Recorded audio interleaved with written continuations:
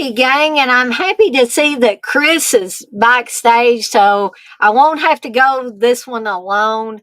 And I do have this is one version of the Robert England Scooby Doo mashup shirt, so I have that on in celebration of the 40th anniversary of A Nightmare on Elm Street. I do have my piece of cake as promised. It is decorated like Freddy's sweater, so we have red and green stripes on the cake. Not as elaborate as I had originally intended, but I think it'll work, and it's pretty tasty too because I've already tried it out. But as I said, we're going to be watching A Nightmare on Elm Street, directed by Wes Craven, starring Robert Englund, from 1984. No remakes. I can't even discuss that horrible remake. If you like the remake though, it's okay. If you want to talk about the remake, that is fine. I'm not going to be mean about it or anything. I just say the remake for me is not my thing. Um I hope nobody minds that I'm also drinking a little Jack Daniels Down Home Punch tonight. I also have my energy drink here, so we can, enjoy this without me going to sleep. Because I'm an old woman now. Sometimes I doze off if I don't have a little extra caffeine. But I wanted to remind you that tomorrow night's watch along will be Wes Craven's New Nightmare. The celebration will continue. I will try to have a piece of cake for tomorrow night's watch along, also starting at 7 Eastern time. 7 p.m., not 7 a.m. You know, I I can be an early riser, but I'm not that early of a riser unless I've got to work. So on the weekends, I usually try to sleep in a bit. Um, I have been diligently working on, don't have it quite finished yet, the sister site to Deadites on Deck, which will be called Waiting on Woodstock.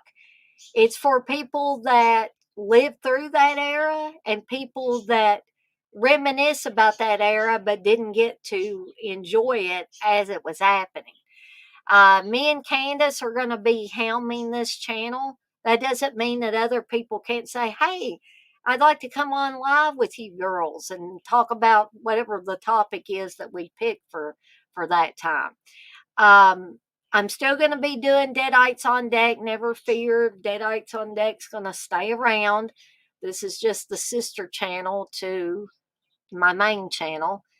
And hopefully we'll not only get an audience from here, but maybe we'll pick up some new people that aren't necessarily interested in horror movies, but they're interested in that Woodstock era music, books, movies, television shows, fashion, hairstyles, the dark side of that era, because we're going to be talking about Charles Manson at some point.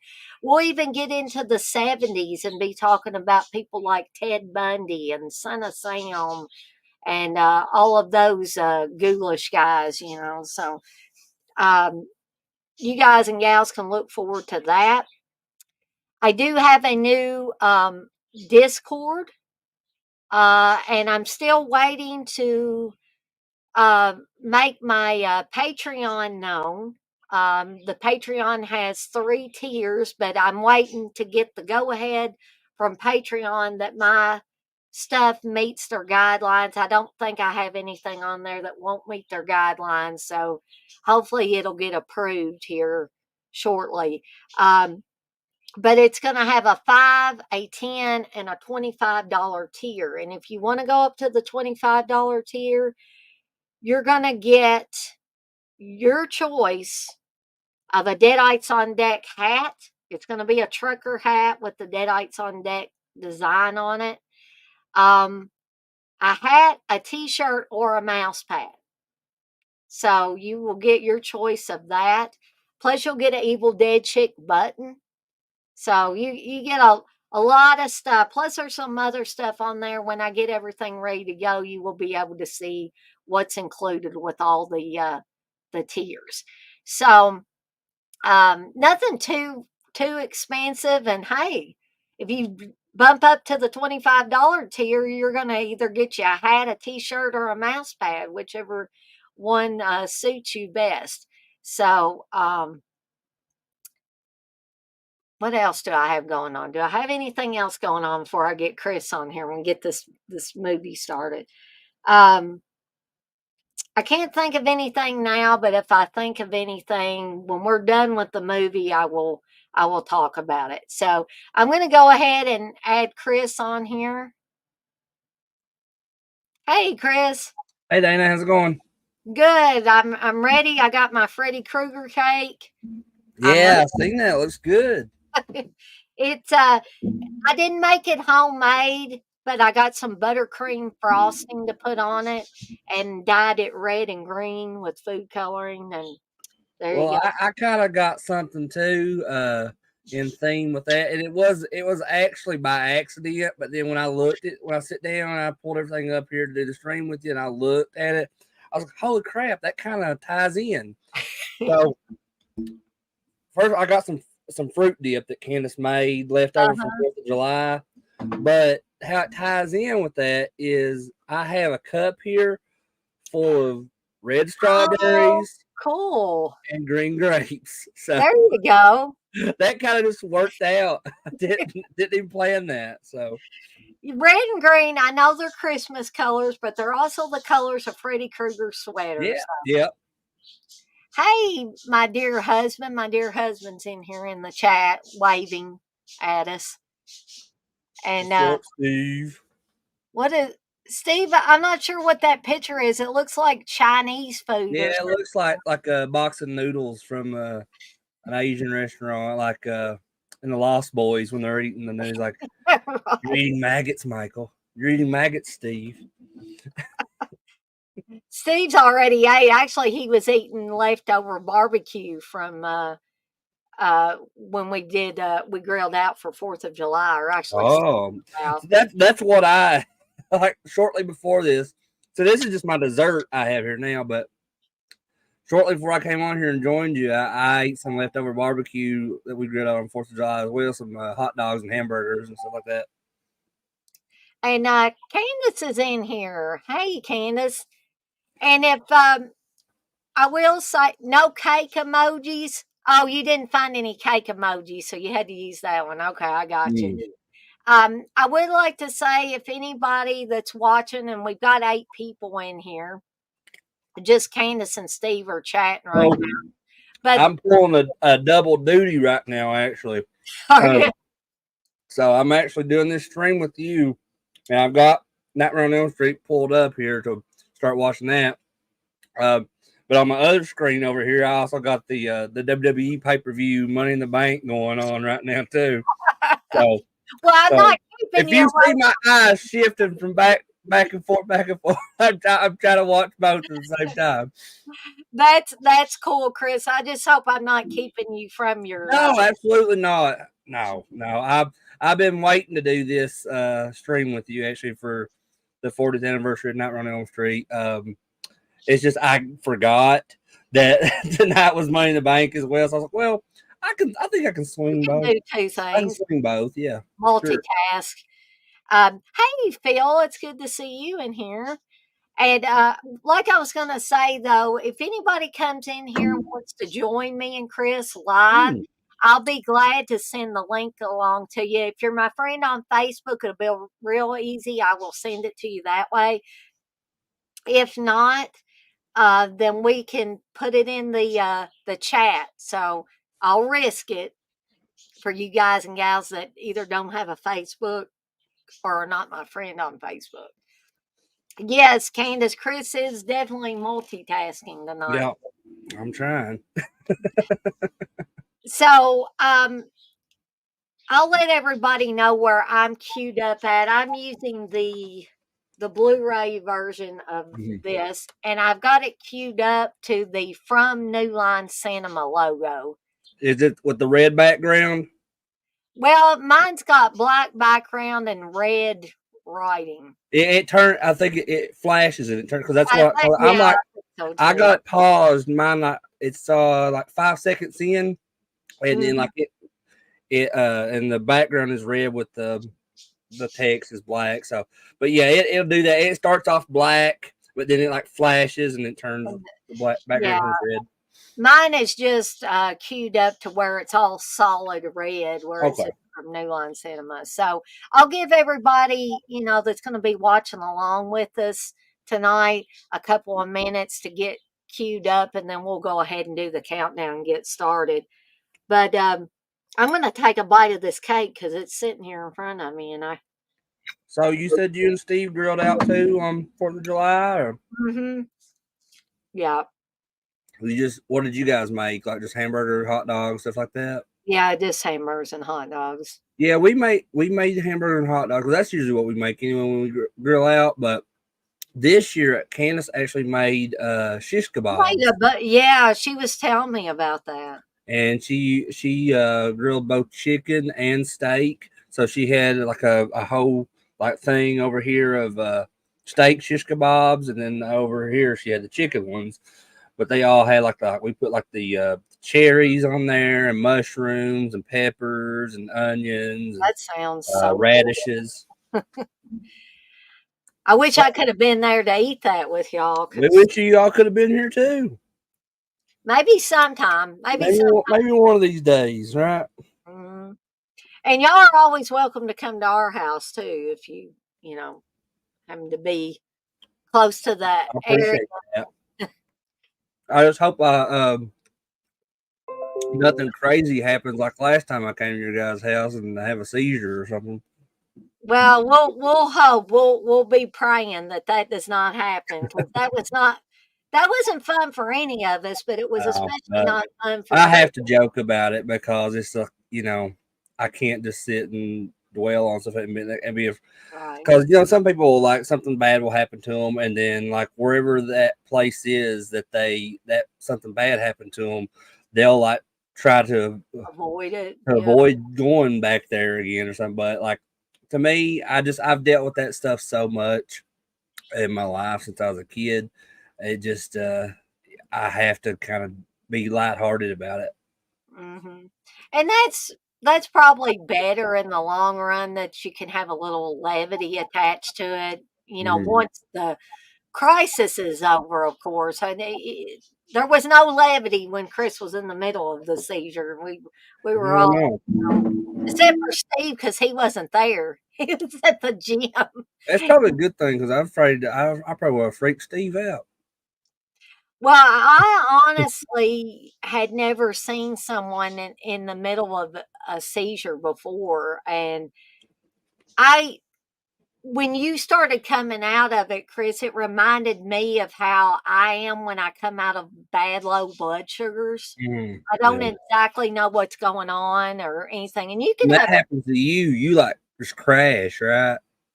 yeah, I actually had a really bad one a few years back, and Steve didn't know what to do. It was the first time he'd ever seen me have a Mm. very low, very extremely low blood sugar.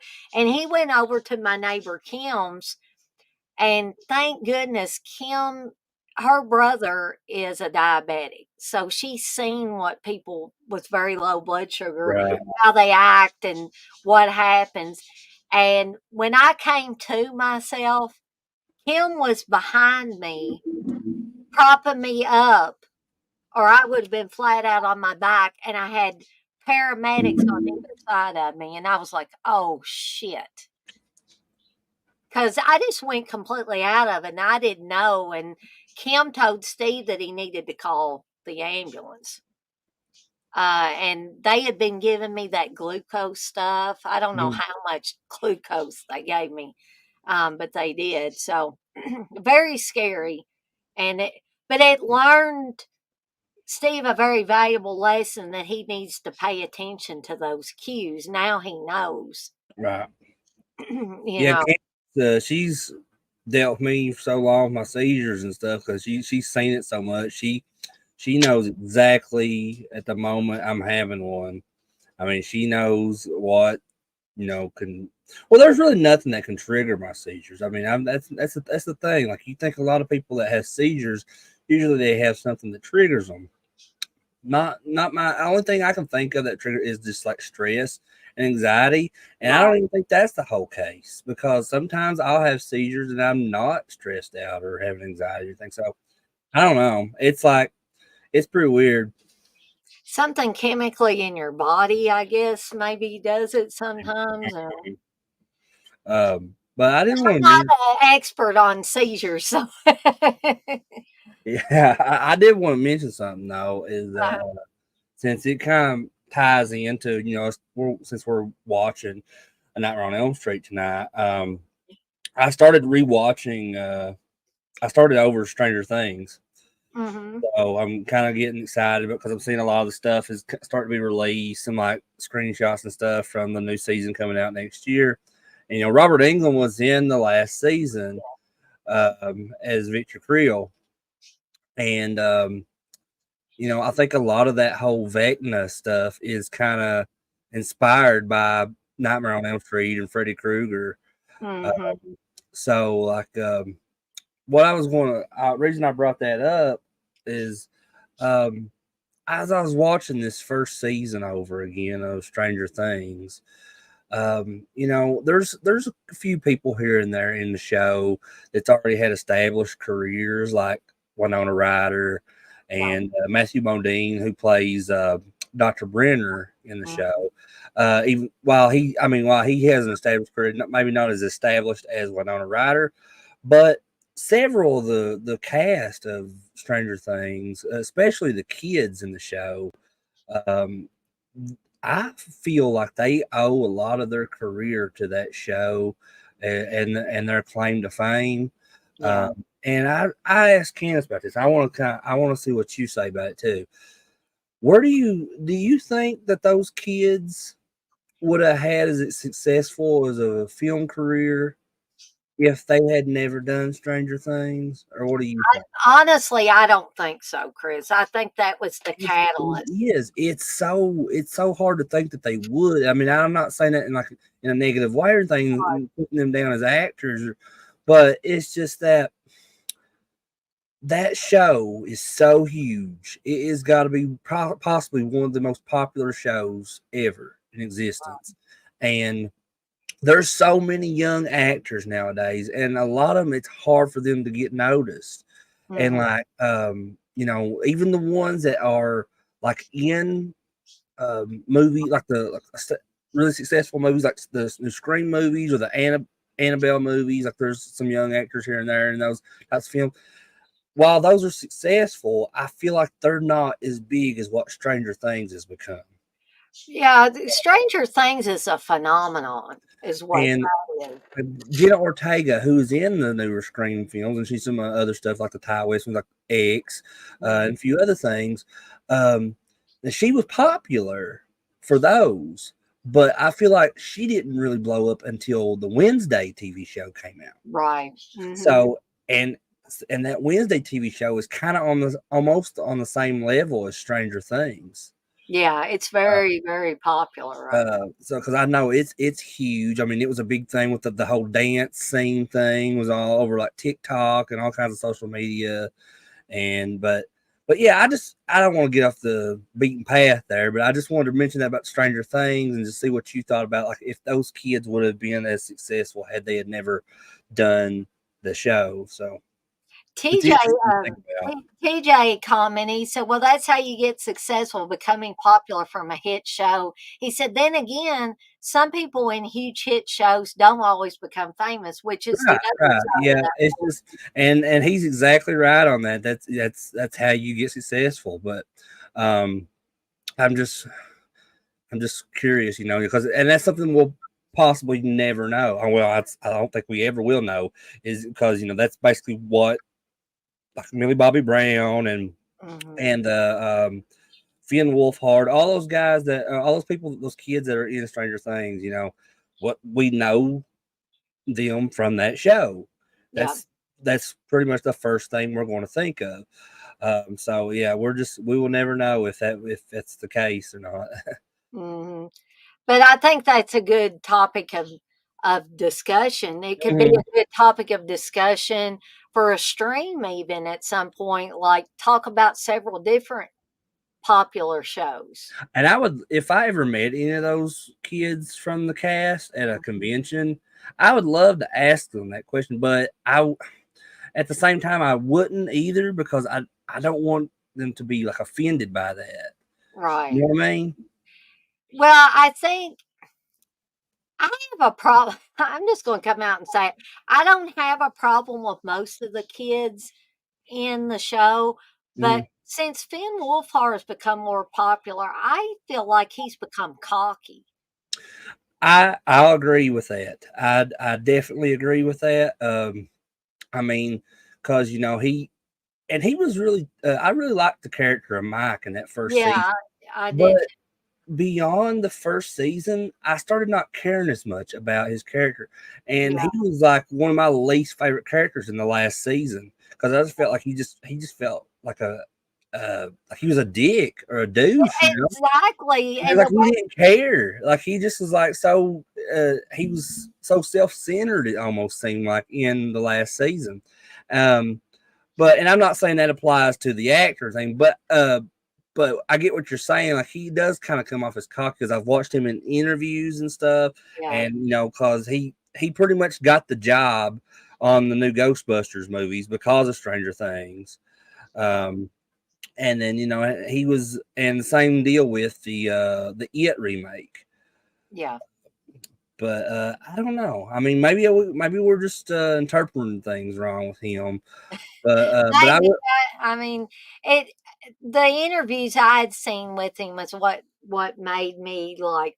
Yeah. I don't know Well, about this it's guy. the same deal with, and I feel like she's even worse in that aspect is Millie Bobby Brown who plays 11. Lately, Millie Bobby Brown, I don't know. Millie Bobby Brown seems like to me she's hanging around with a Well, bad crowd or a bad me influence. and Candace talked about that, and and Candace defends her in that light because and Candace is right when it comes to this, but she was kind of like given a hard time in the beginning when she started doing the show, and like people would just kind of just like disregard stuff she would say in interviews and like laugh at her and not take her serious. Right. Um, but over time, she's kind of like, she's kind of changed, and that's that she conducts her interviews a little bit differently now about what she says. And but I've been reading, and that's the bad thing about the internet, Dana. Is like sometimes you read stuff you Mhm. wish you hadn't read. Yeah. But she has been having issues with several of the cast and crew, with Stranger Things, Mm. and I mean, I don't know if anybody has come out and said it, but it almost feels like she thinks she is bigger than the show. Um, and because she has made comments and interviews about how she can't wait for Stranger Things to be over so she can move Mm. on with her career and blah blah blah. And I don't know if Makes she's saying me that like in a joking way but if you take it the wrong way, it kind of seems like, wow, that's kind of shitty Mhm. to say, because that, I that think she feels like she's outgrown that show. that show is the reason she's at where she's at. Uh, I hate to say that, but it's the truth. I feel like that's the truth as well. Um, TJ said he said I like the last Ghostbusters okay, but Finn was the least interesting character. I did too. I liked the last Ghost, Frozen Empire, but I have to say it's probably my least favorite Ghostbusters movie. Well, aside from the 2016 reboot or whatever you wanted to remake, whatever that was, and to the one with um, all the women Ghostbusters. Mhm.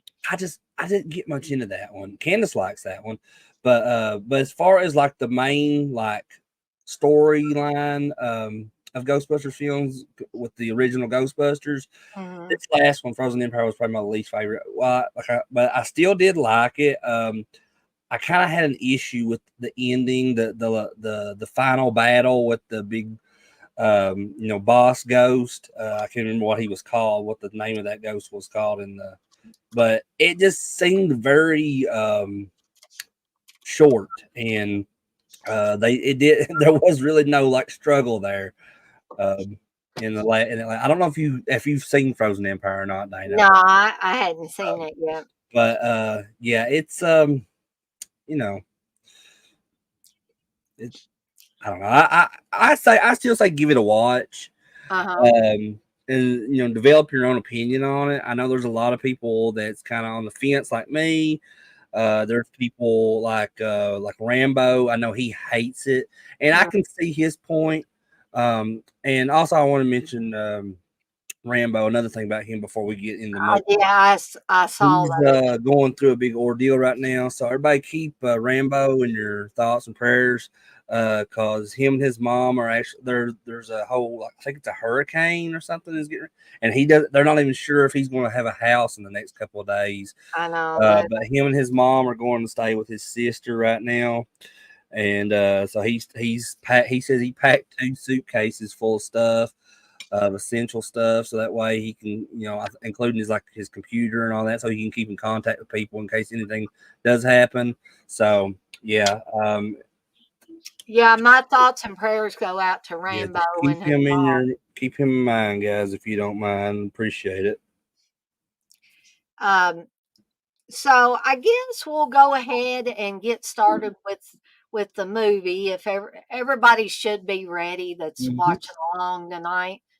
Um, and if not, me and Chris will help you get caught up. If you come in here later and say, "Hey, I need a timestamp," we'll be glad to help you out with that. So here we go. We'll do the countdown. We'll get started. So 3, 2, 1, press play.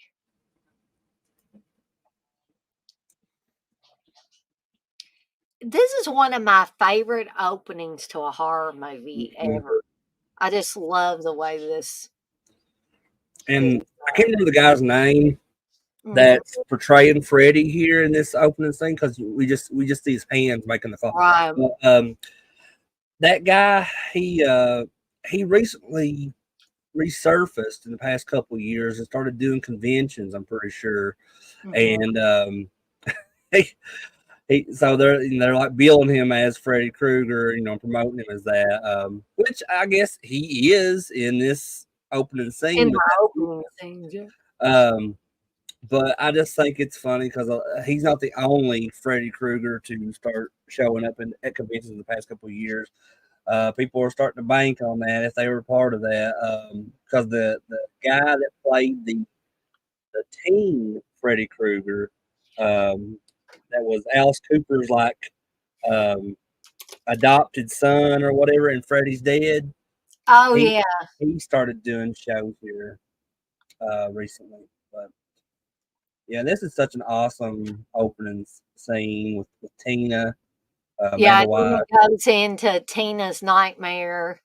Yeah, and it's really cool too, because if you're watching this for the first time, you see Tina, you think that she is going to be like the main protagonist in the film, Mhm. um, and because she does have several parts beyond this scene too, and you think, but it's yeah, I love this movie so much, and um, And he's not in the opening credits, he's not listed as Freddy Krueger, he's listed as Fred Krueger. right, yeah, because I don't think that they call him Freddy at any point in this one. I Mm, think they just I, maybe towards the end, Heather Langenkamp may mention. or wait, no, my bad. They do. It's when they're singing the song, that when the girls jumping rope and everything. Yeah, and they say 1, 2, Freddy's coming for That's you. right, they do. And the girls, the jump rope girls, are actually the daughters of the guy in this, Tony Cecere, who did the fire stunt at Hmm. the end where Freddy's on fire. Sorry, spoiler alert if you've never seen Nightmare on Elm Street. Well, this movie came out in 1984, and I'm not putting anybody down that hadn't seen it, but sorry about your bad luck. If you hadn't seen it, me and Chris are probably going to be doing some spoilers in this. However, And if you want to watch a review of a new movie, Maxine, I'll soon have a spoiler-free review from me and Steve because we went to see Maxine Cool. today. Yeah, I'm wanting to see that really bad because I've already seen X and Pearl, and I watched those recently. So, in preparation to watch Maxine, and I've heard pretty good reviews on it so far.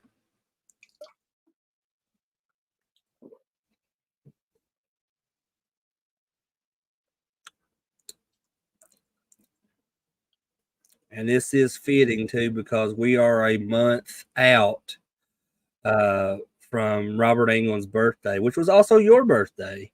Yep, I have the same birthday as Robert England. Yeah, and it's June the 6th, but today is July the 6th, and here we are watching the 40th anniversary of A Nightmare on Elm Street.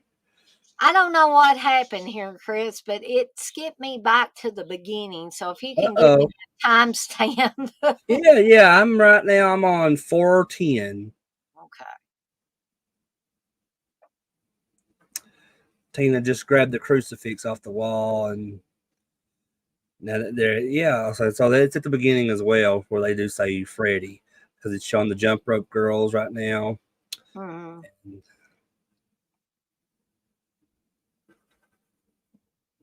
But yeah, he is credited as Fred Krueger in this one.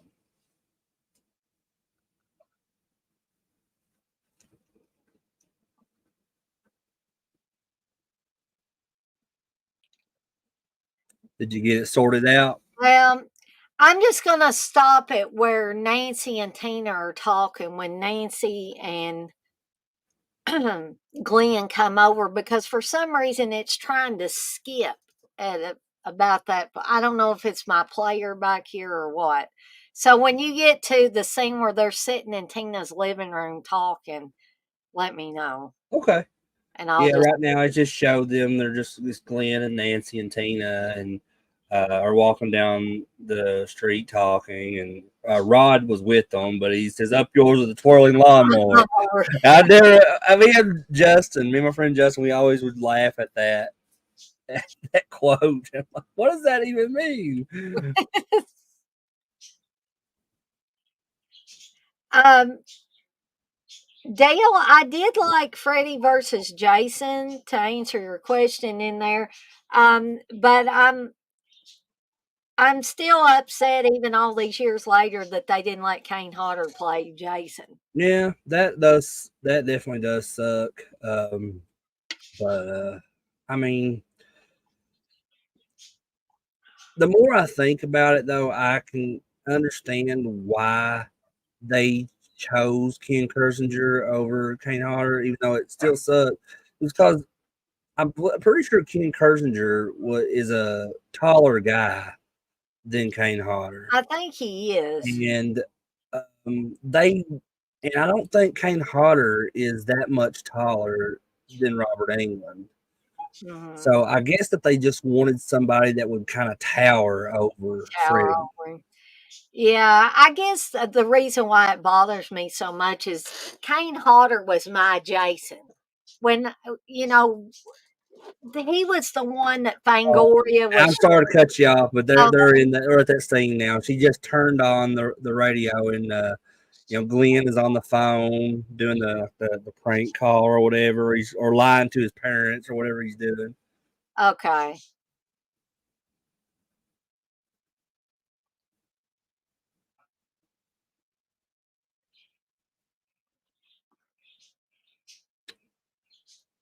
Did you get it fixed? Well, I tried to get it back to that part. I don't know why at this part it's wanting to mess up on me. I can pause it if it. I don't know if anybody else wants to pause theirs, but I can fix it. I can pause it. Whatever you want to do, Dana. Okay, so yeah, if you can pause it for a little bit and I'll get it. Where were you at again, Chris? It's just now where Tina is talking to Nancy, and she says, "I dreamed about a guy in a dirty red and green sweater." Okay. So I'm at the part where they've just heard something outside. Okay, let me Glenn see. was bringing over popcorn to them. Okay, let me get to that part now. I'll pause it when I get to that part, and then you can tell me whenever you want me to press play. Okay. So let's see. Now Glenn has just turned around, and if you've got the subtitles on, it Mm-hmm. says, "Well, I heard something." That's where I'm at. The girls are sitting there on the couch, and Glenn's behind the couch, and he's got his head turned. He just said there's something out there, isn't there? Okay. Let me let I this. heard something. Okay, there we go. Okay, I think we're about in sync now. Hopefully, it won't do that thing where it just all of a sudden it just skipped back to the very beginning. I was like, "What in the heck?" I gotta let this dog in. Hold on. Okay. Come on, buddy. Come on. Go to bed. Come on. Okay.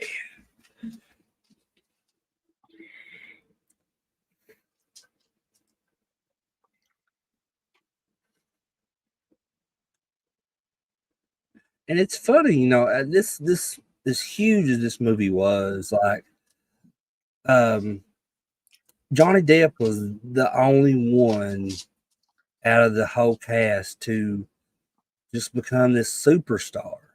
And Yeah. I'm not discrediting anybody else, especially Robert England, but uh, Johnny Depp, I mean, absolutely became a megastar Mm-hmm. after this. Um, and I don't know, I don't think it's in, thanks to this. I think a lot of that had to do with possibly 21 Jump Street. Yeah, more than likely. Because 21 Jump Street, if I'm remembering right, it was really, really big. Oh, yeah. Yeah. And then they did like the film remakes and stuff like with Channing Tatum, I think, and Hmm. whatever I forget that other guy's name. Yeah, I'm getting to. Now, I will bring up the remake. The scene that's coming up Mhm. where Tina gets killed. That is one of the most, like, it's like, whoa, with her rolling up the wall and being slashed and stuff like that. I think they completely ruined that in the remake. It was Well, I tell you, I only watched that remake once, and then after I watched me it, too. I was done. So that was like, geez, 14 years ago or something when that came out. And I don't remember a ton from it because I think I just tried to block a lot of it out because I was so upset with it. Yeah, It's possibly the worst remake I've ever watched. And when that applies to an iconic film like A Nightmare on Elm Street, right. and that scene you're talking about in this one, in the original with Tina, she's being dragged up the walls and the ceiling and all that, Hmm. being slashed up. I mean, that's iconic. It is absolutely iconic, and when you play back any series of videos of the greatest horror scenes in history, that's Yeah. got to be one of them. Oh, yeah. And we're getting our obligatory sex scene. But it's not really like it's not explicit though. I wouldn't call this sex scene Oh explicit. no, no. I mean, this is pretty tame compared to some Oh uh, yeah. scenes in horror films.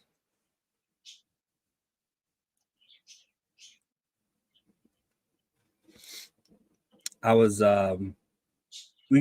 but not to get off topic here, but you were talking about going to see Maxine Hmm. because you said something about sex scenes, it reminded me of, like, from X, like the scene with my goth when, like, and it shows Pearl like looking through the window watching them. Uh-huh. Um, I watched our good friend T-shirt Joe's review of X from a couple of years ago. And apparently he hated X. Hated X. Yeah, he hated it but he said he hates Ty West. So Those I are was strong words there. I'm kind of shocked by that, but at the same time, I'm not because it's Mm. Joe, and I know how he is with stuff. Joe doesn't gloss things over. If he really likes something, he'll tell you. If he hates something, he'll tell you.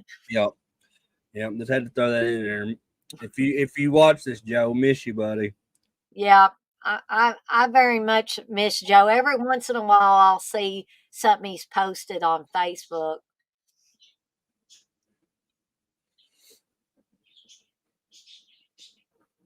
And this is the scene right here coming Hmm. up that we're talking about, and So, is it your recollection from watching this movie that the thing that hits the window is that a tooth?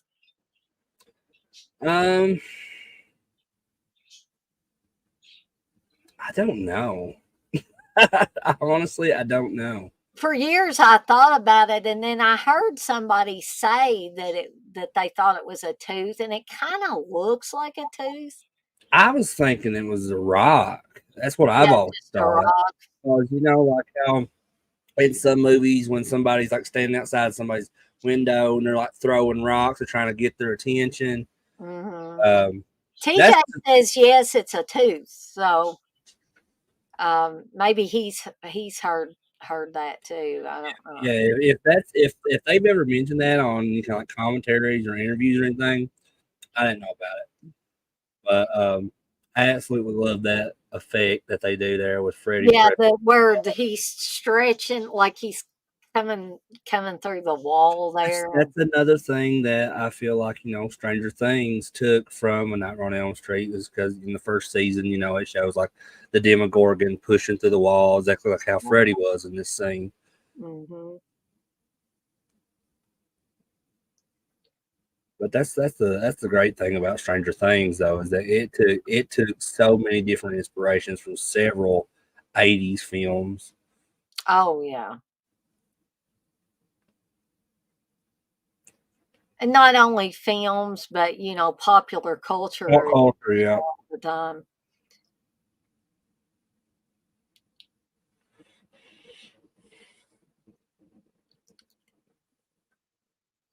We're also going to see the scene where coming up where Freddy's arms stretch out, Yeah. and they said they thought that was going to be ridiculous, but it works. It really, really Me works. too. It definitely works because I could tell you when I was a very young age, just seeing the Nightmare on Elm Street for the first time as a kid, that absolutely terrified me. Yeah, there's something very creepy about it. I remember having nightmares about that, not just about Freddy Krueger, but just like different people in my nightmares that when they would have long stretched out arms, like running for me and stuff. Yeah. Just, oh yeah, it messed up, and to this day, when you look at it, there, I mean, it's a really cool effect, and it is scary looking. Hmm. Um, And I I mean, really think, and even that where he's running after her like that and he's laughing, that is creepy too. oh yeah, Um, um, I think this has got to be, and people can disagree with me if they want to. This has got to be the most sadistic role that Robert Englund has ever played. If somebody can name another one that's more sadistic than Freddy Krueger, I'd love to hear I don't people. know. That's tough to say. I can't really think of any that comes to the top of my head, of because this one was pretty like, and then I feel like this is the darkest rendition of Freddy too in the Mhm. original. Yeah, Some people would argue and say that the new Nightmare Freddy was a bit darker, but I don't. I mean, this one, just how the movie plays out, how all the different things that Freddy does, how it's more of a serious Freddy than any yeah. of the little like funny like joke stuff that he does in the other films. Yeah, this one's definitely probably the the darkest And version. this is a very brutal thing because not only is Tina basically being eviscerated, but her body hits Rod, and I mean, it's just Oh yeah, it's just Very hard to watch. And when they talk about how this was achieved and how Amanda Wiss actually got sick during the filming of this mhm. because it was a room that rotated.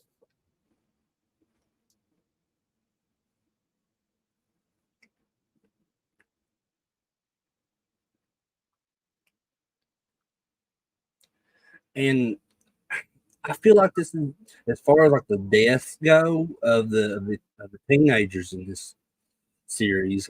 This one has probably the most violent kill Yeah. in the whole series.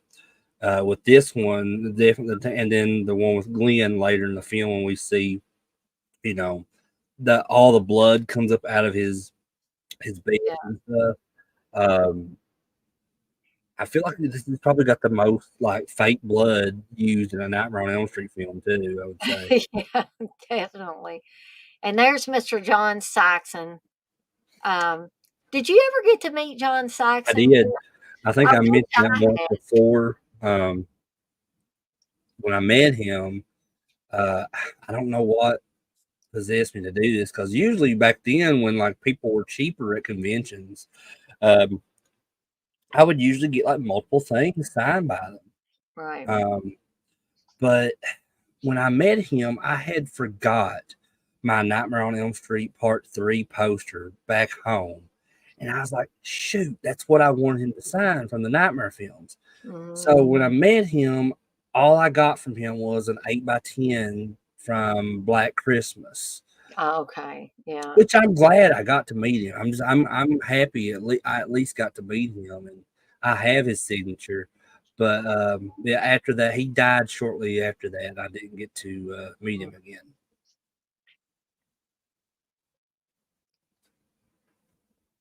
I always like the story that Heather Langenkamp has about. She said there were some scenes early on where she thinks her and Johnny Depp got their genes switched because she said that Johnny Depp at the time, I mean, she's not heavy, but he was real skinny. So she said if there's some scenes where she's a girl, so she's going to be a little more curvy, right? Hmm. And she said, if you notice that my jeans are tighter on one day or one scene, she said, me and Johnny probably got our jeans mixed up. Okay, I But misinterpreted what you were saying when you talking about their jeans mix. So I didn't know you were talking about like jeans, like pants jeans. I oh, thought you meant like their jeans and stuff. I what was the like, heck is she talking about here? well, I could at first I was like, well, maybe I can kind of see what she's saying because Nancy is a little bit more like braver than Glenn in this. Oh, yeah. And so she because and back then they would see more male characters would be the more brave. So I thought that's what you meant when you got their genes. Chris was giving me more credit than I deserve, I think.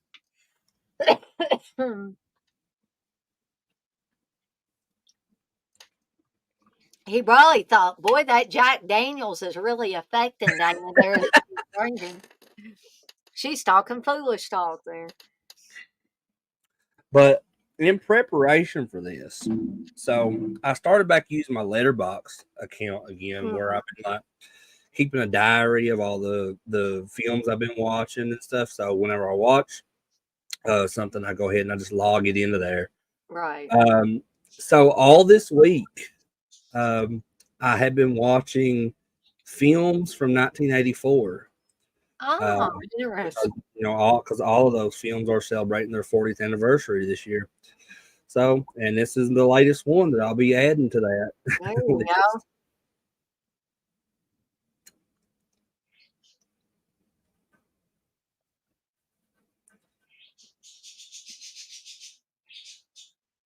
So I always wondered, like this guy that plays Rod, which he's credited in this as Nick Corey, uh, Yeah.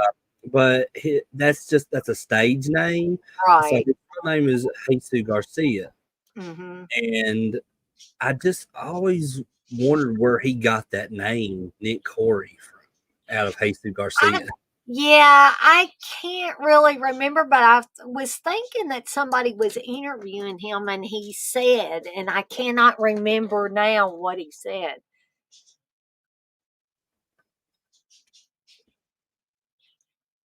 And pretty much everybody in this film, aside from the people that survive at the end, um, all the deaths in this are pretty brutal.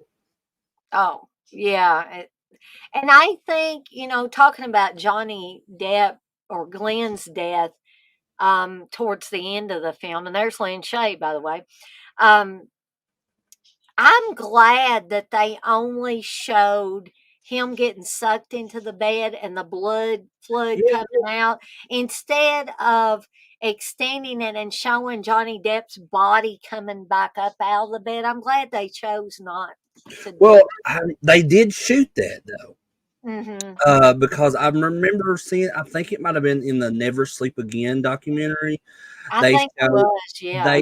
show some footage in that documentary that didn't make the final cut, and one of those was uh, Glenn's body coming back up out of the bed, just covered in Looks blood. like it's being regurgitated out of the bed.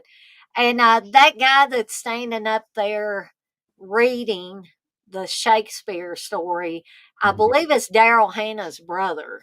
Oh, okay. Yeah, I always liked that scene too because the way how she's kind of Nancy's nodding off and he's reading that, and it kind of like starts slowing down. It sounds super creepy how he's reading it.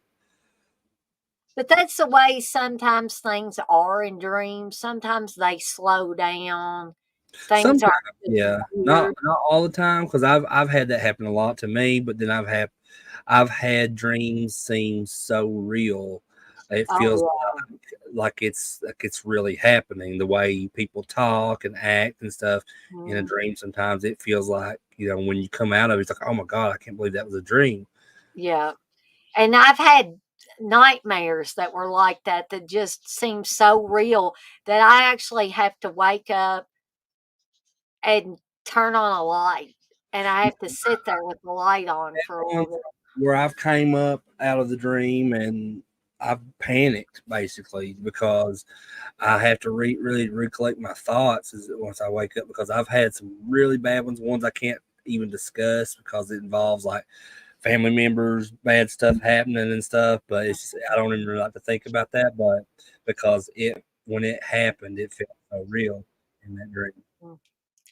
And here's the hall monitor who I think half that turns into Freddy. No and running. isn't her name like Leslie Hoffman or something like that? I think, It seems like that's what her name is. and I'm pretty sure she still. I know she did conventions for several years, but I've not seen her at one in a long time now. I think she just started back doing them again finally because I think she was having maybe some health problems or something there for a while, which that might stem from COVID because I know once COVID happened, a lot of the people kind of like drawed themselves back a little bit from doing conventions. Yeah, I mean, the early days of COVID, especially, was a scary time. Hmm. I always tell this funny story. I mean, it's funny now. It wasn't funny when COVID really ramped up, but I had just before COVID just busted wide open, I had ordered Stephen King's The Stand on Blu-ray. And when it came in, about the time that it arrived at my door, COVID busted wide open. I was like, nope, I can't watch this right now. I can't watch it. It's too close. It's too real. Um, TJ says Garcia's agent told him to change his name. He leaned into an Italian sounding name because he was told Latin actors don't make it. Usual racist crap. It seems like I do remember something about his agent telling him, you're a Latin American actor, you're not going to get That's right. that's such so weird too if that's the case because like what he says there about his agent told him that Latin actors don't make it. What about Eric Estrada? I mean, Eric Estrada and Chips was huge. Yeah, a But lot of Latino I don't know. actors and actresses. I don't know. He had a bad agent. It sounds Yeah, I like. was gonna say whoever his agent was, that just sounds like total bullshit to me.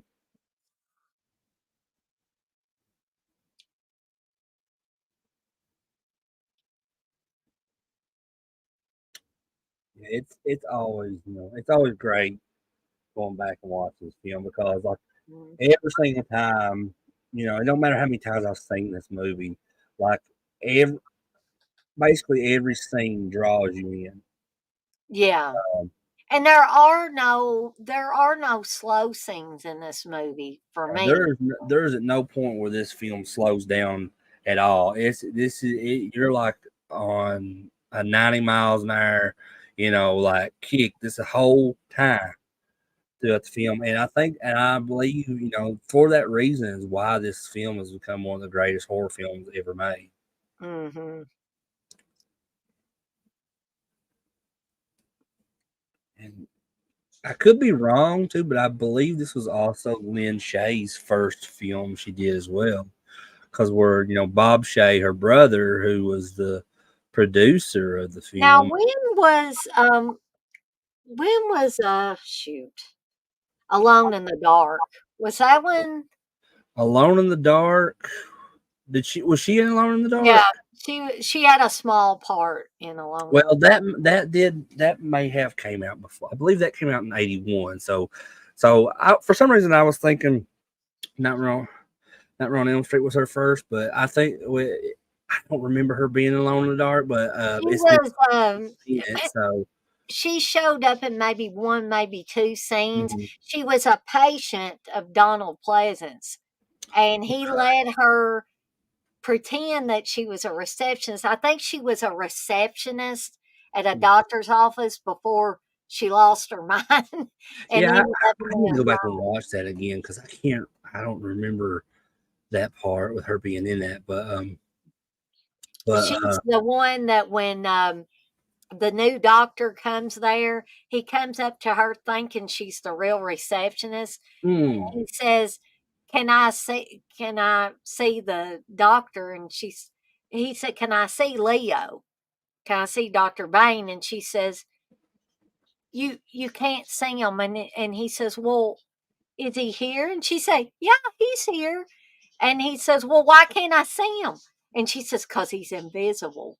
And then he knows that there's something yeah, it's crazy been about so this. long since I've seen Alone in the Dark, so I need to go back and watch that again at some Uh, point. Um, but I guess I could say because where she was in this, because this is I think definitely a more popular horror film than what Alone in the Dark was. right. But because I think I've heard her say on record before in interviews that because of her little short scene there in Nightmare on Elm Street, she got picked up for larger roles and Yeah. film beyond this, like Critters and just in a lot of like comedy films throughout the '90s, like Kingpin and Excuse me. something about Mary. And Detroit Rock City, And she's Detroit on. Rock City, yes, I Mhm. love Detroit Rock City. I'm glad you mentioned that because that the soundtrack to Detroit Rock City. I'm sorry, I don't mean to talk about Lynn Shay and No, that's fine. She's in this but, movie. yeah, the soundtrack to Detroit Rock City is probably my favorite soundtrack to a film ever. It's an awesome soundtrack. Now, for those of you that don't know, here in a little bit, Heather Langenkamp's going to appear to be pulled under the water, and that's not Heather Langenkamp. When you see the boobs and stuff like that, that is not Heather. Because she didn't agree to do that, so they had to hire a body double for her for that scene. Now, how vulnerable does this make that character? You have a glove with bladed fingers coming. I'm not trying to be nasty, but coming between a woman's legs like that, how vulnerable does that make that character right there? Yeah, it's very innuendo-ish too, you know. Yeah, Um, yes, it is. it seems like when it showed that shot where it shows her legs coming up out of the wall, I could be wrong about this, but it seems like I either heard someone say or I read it somewhere that those aren't actually her legs either. And they may not be. That were because of That's how definitely not her. 'cause she, I think some it seems like I read somewhere that she was just like actually standing on a platform with Mhm. her head and but then that scene right there when she gets pulled under, I'm not, you know, I don't know because when she goes under, her legs go under at the same time. Right. So I don't know. Maybe I'm misremembering that. That is such a really cool like effect they do in this scene when she's like, because it feels like there's just an abyss there where she's been held under, and Right. there's no um, there's nothing you see of like any of the sides of the bathtub or anything. It's just like she's been pulled like down into a deep abyss in the sea or something. The Princess of Darkness is in here, and I think that's Hope. Feel free to correct me if I'm wrong, Princess of Darkness, but I'm pretty sure I think that's Hope. so. Last time she was in here, I'm pretty sure that was the name she went under. And Hope, if you want to give your ranking of the Elm Street films, you have at it. There, we'd love to know your ranking of them. And here's a continuation of Wes Craven and Sam Raimi's. It's not a fight. It's just a playful little banter Oh back and yeah, I forth. feel like it was just a little like relationship between friends, or they would just kind of like, okay, you want to use my stuff, I'll use your stuff. And in Hills Have Eyes, if anybody has watched Hills Have Eyes and also watched um, the Evil Dead, um, there's a Jaws poster, I think, in the Hills Have Eyes that is torn in half. And then Sam Raimi said, "Well, you were saying," he said, this is how he saw what Wes Craven was doing with that, saying, "You thought Jaws was real hard. Hills Have Eyes is real hard." So when Sam Raimi did The Evil Dead, he had a Hills Have Eyes poster that was Mhm. ripped in half. It's like he was saying, "You thought Hills Have Eyes was real hard. Now this is And it was real down in hard." the basement, right? Yeah, And exactly.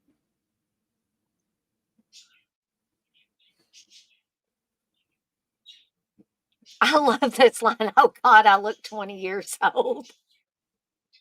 Like that's like I guess teenagers would think, "God, 20 years old, that is old."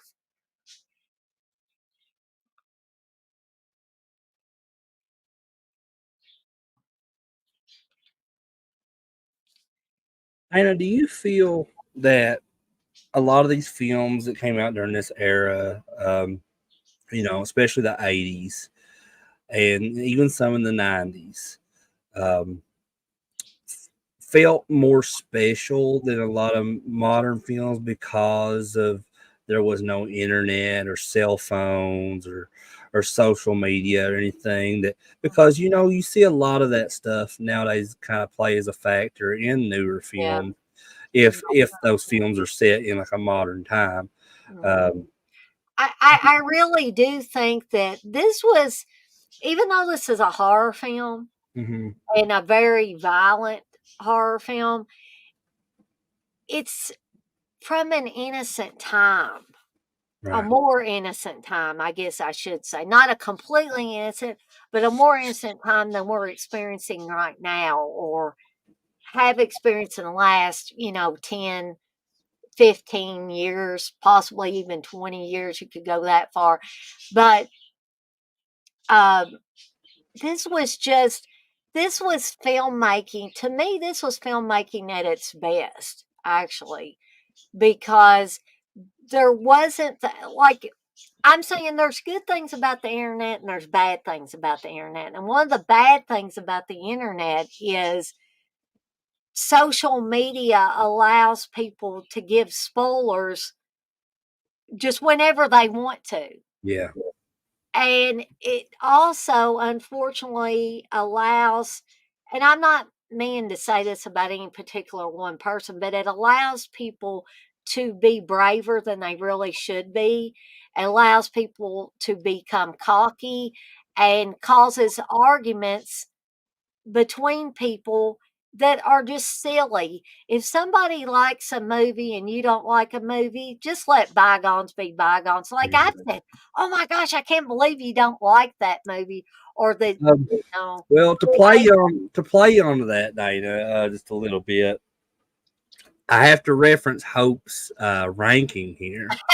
yeah. And I respect that. I respect your ranking of the films, but I have to ask, and if you're comfortable with answering, Hope, is I see that you ranked the remake over the original that we're watching right now.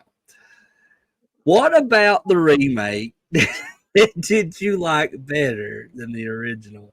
And I'm not laughing because I disagree Well, with you. I mean, Hope has, you know, I value her opinion on these things, but she has always been very, dare I say it, Hope, controversial in some of I her. have to know though. I have to know because I'm that way in some some aspects of some Right. film series with liking one over the other when it's not popular to like one that I like over the other. So but that's a beautiful thing about everybody having a difference of opinion. But my curiosity is killing me. I have to know what it is you like about the remake more than the original.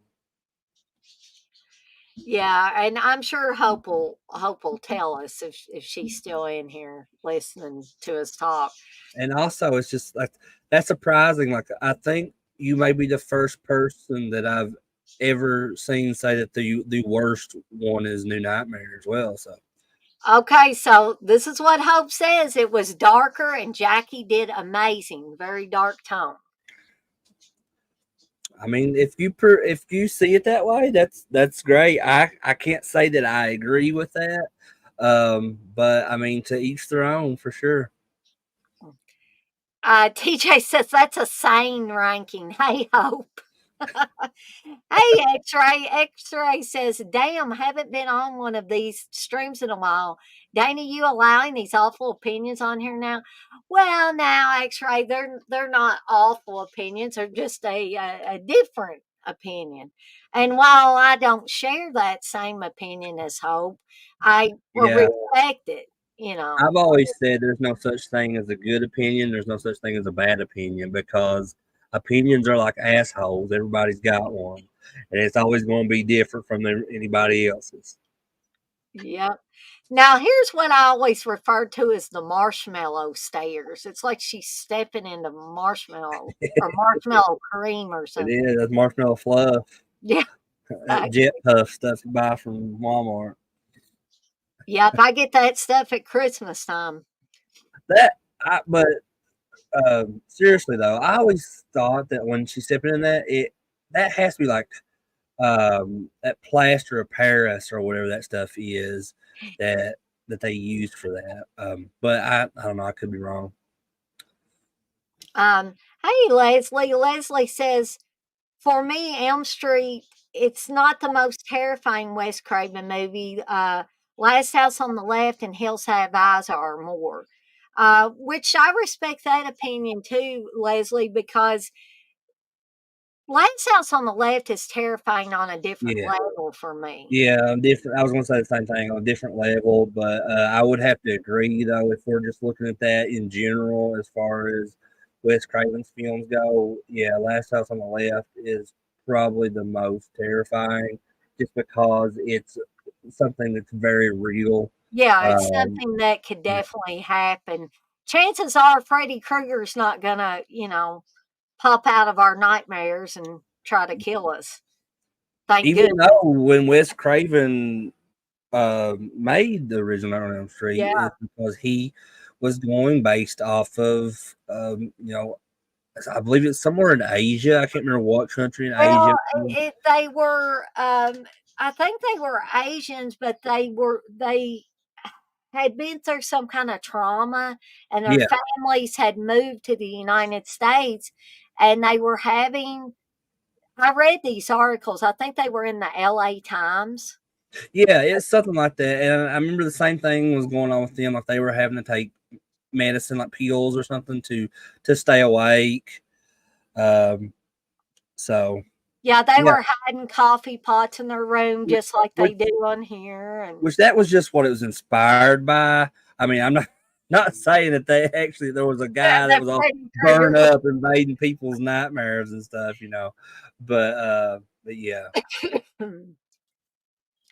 um, Hope says Wes Craven's New Nightmare is the worst one in my opinion. That is just a garbage film. LOL.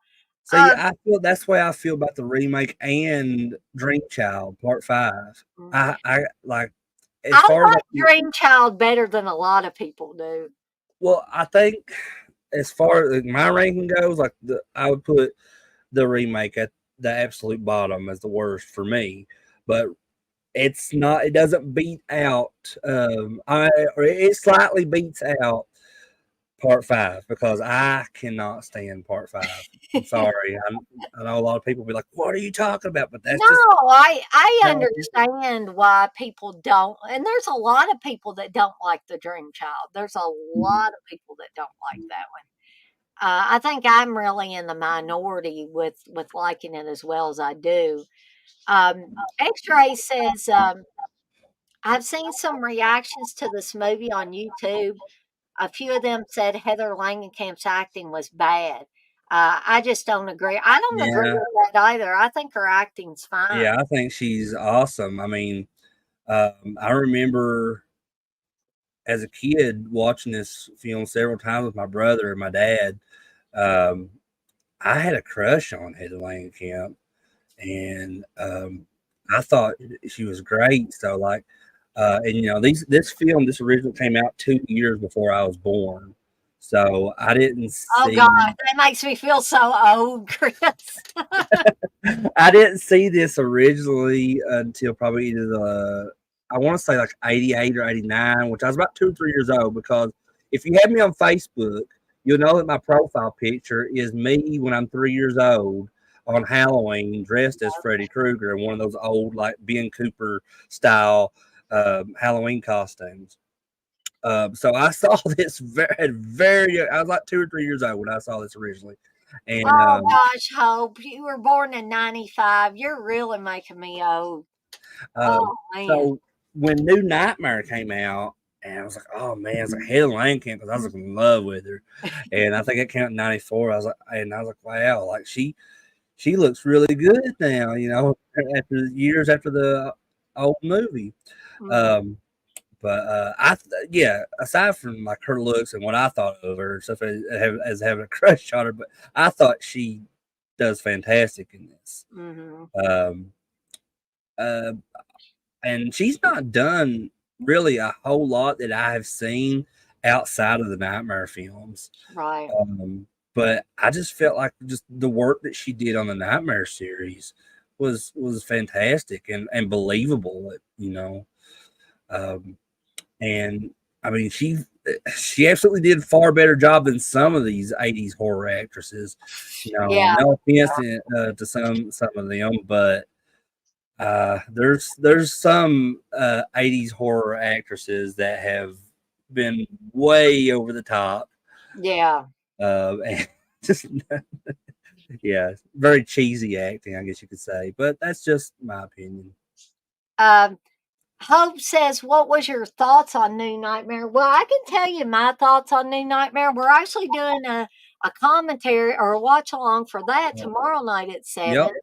I thought, and Hope's not going to agree with this, I know, but I thought that New Nightmare was the perfect bookend to this original movie. I thought it was fantastic. Um, Chris, what were your thoughts on New Nightmare? Well, New Nightmare is probably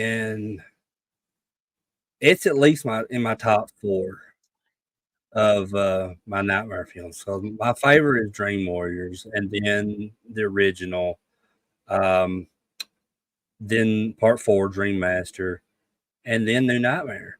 And I just really liked how New Nightmare, the concept of it was super interesting super interesting to me, like how they go back and forth between reality and what happened within the films, and how those two kind of combine into one another as Right. the film goes on.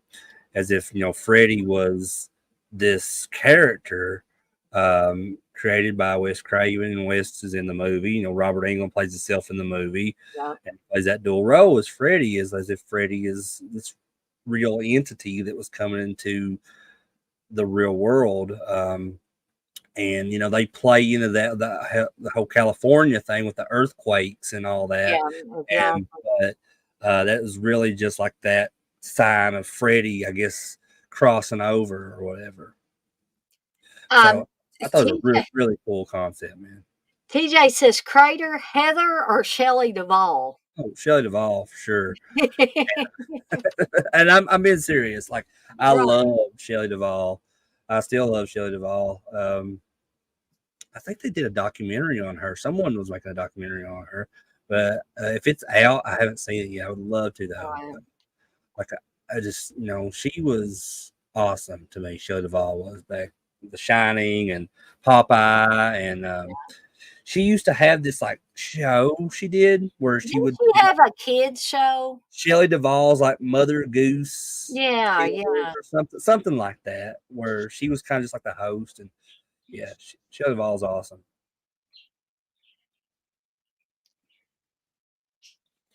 So now we've got Nancy in the sleep clinic. Mhm. And the doctor here is Charles Fleischer, and um, his voice. He has a voice for a character that is probably the most popular character that he's ever done. Do you know who it is, Dana? I should, Chris, but unfortunately, I'm blanking on that right now. Charles Fleischer, the doctor, is actually the voice of Roger Rabbit. I think And I remember you telling me that. yeah, because that's one of Kansas' favorite films of all time is Who Framed Roger Rabbit. And yeah. I know that like when he does like convention, Charles Fleischer does conventions, like he has like a banner behind him. Like one half of the banner is of like Roger Rabbit, and the other half is like Steels from Nightmare on Elm Street as the doctor. Um, TJ asked, "What about Lisa Wilcox in Part Five? Her acting is good on four, but in five, she's chewing the scenery." Yeah, I agree, TJ. Yeah, I And think I I would have to agree. I love Lisa Wilcox. Yeah, But like the character she portrays as Alice is from part four and part five is like night and day. yeah, Because um, her character in part four is that's probably my favorite character in all the Nightmare films. Just how that's portrayed, because she goes from this like quiet as a mouse girl who just didn't really talk to people, and just like she was backwards and mhm, shy, to being the dream master. Basically, yeah. She she makes a conquered all. She became this ultimate badass. Yeah, she made a great arc in the movie. I haven't seen that very often in movies, especially in horror movies. And so, yeah, she became the ultimate badass, as Chris just said. Yeah. And my favorite scene is when she's gotten all the energy from her friends and her brother, and she takes all the pictures off of the mirror because before she didn't want to see herself. And she's gotten all the energy from them, and she is a badass, and she looks at herself in the mirror. And excuse me for saying this, but I'm uh, telling you what she says in the movie. She looks at herself and she says, "Fucking A." And I'm like, yeah. You know, that's that's what all of us shy, introverted, dare I say it, backwards people, because I was like that growing Well, up. I was. and that was Kincaid speaking through her because after all the deaths of her friends, she obtained some kind of like almost like a dream warrior ability from each one, Yeah, including her brother. That's where she got the with the nunchucks and everything, the martial arts yeah. stuff. She got that from her brother Rick. And when she says "fucking a," that's that's definitely Kincaid's Mhm. personality shining through her. I love that, and that was a running thing for a lot of the nightmare films. Is for a lot of these characters to start off kind of almost as it seemed like they were weak, and then in the end they become this badass because like in this one, Nancy, she seems like she's just try at first running from Freddy and trying to Yeah. just avoid him at all costs to the point she's just says, hell with it. I'm gonna face this son of a bitch head on. And Mhm. and she creates like, all these booby traps and stuff for him in the house at the end. And the same thing with Alice, how she developed all those different abilities and stuff because of her friends. And but it seems like to me in part two with Jesse never established that with himself. No. And he was just always just this victim that Freddie was torturing throughout the film. And using, I mean, he Yeah. literally does use Jesse, and he does that whole thing where he takes the hat off and you can see Freddie's brain. And he says, "You've got the body and I've got the brain," which means I'm going to possess your body, Jesse, and I'm going to make you do terrible things. I think we've discussed this before, but there's times, a lot of times throughout Nightmare 2, where it almost feels like it's in its own like universe. Hmm. Where it feels so much different from any other Nightmare film. It's just like it's not a part of that, initial story. Hmm.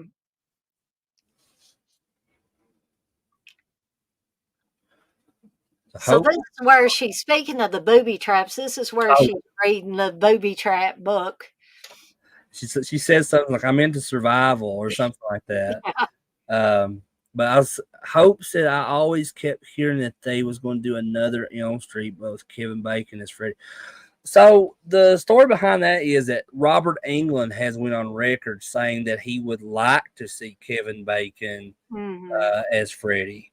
But I don't know if Kevin Bacon has ever showed any kind of interest in doing something like that. I know that for a while Kevin Bacon didn't want to be affiliated with like his role in Friday the 13th, and he didn't Right. like anything to do with Friday the 13th. But I noticed in the past, probably past 5 years or something, he's kind of opened up more to that, and he released a video not long ago um, with his kids and his family. Where they paid tribute to that scene where the arrow comes up through his neck in Yeah. 13th.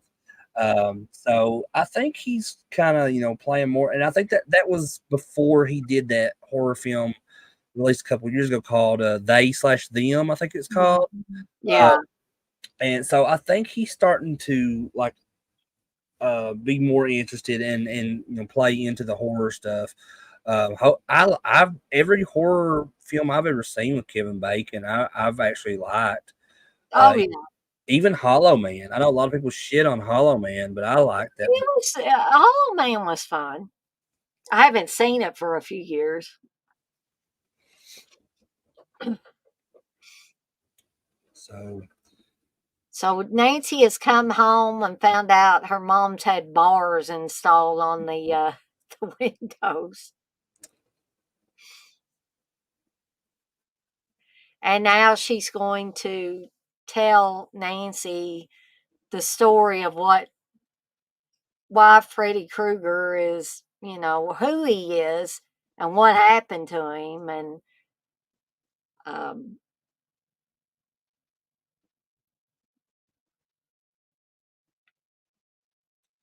so we find out that Freddy killed, 20 kids in the neighborhood, and They made a mistake. Somebody forgot to sign on the dotted line somewhere, and Freddy got to go free. And so the parents took revenge on him.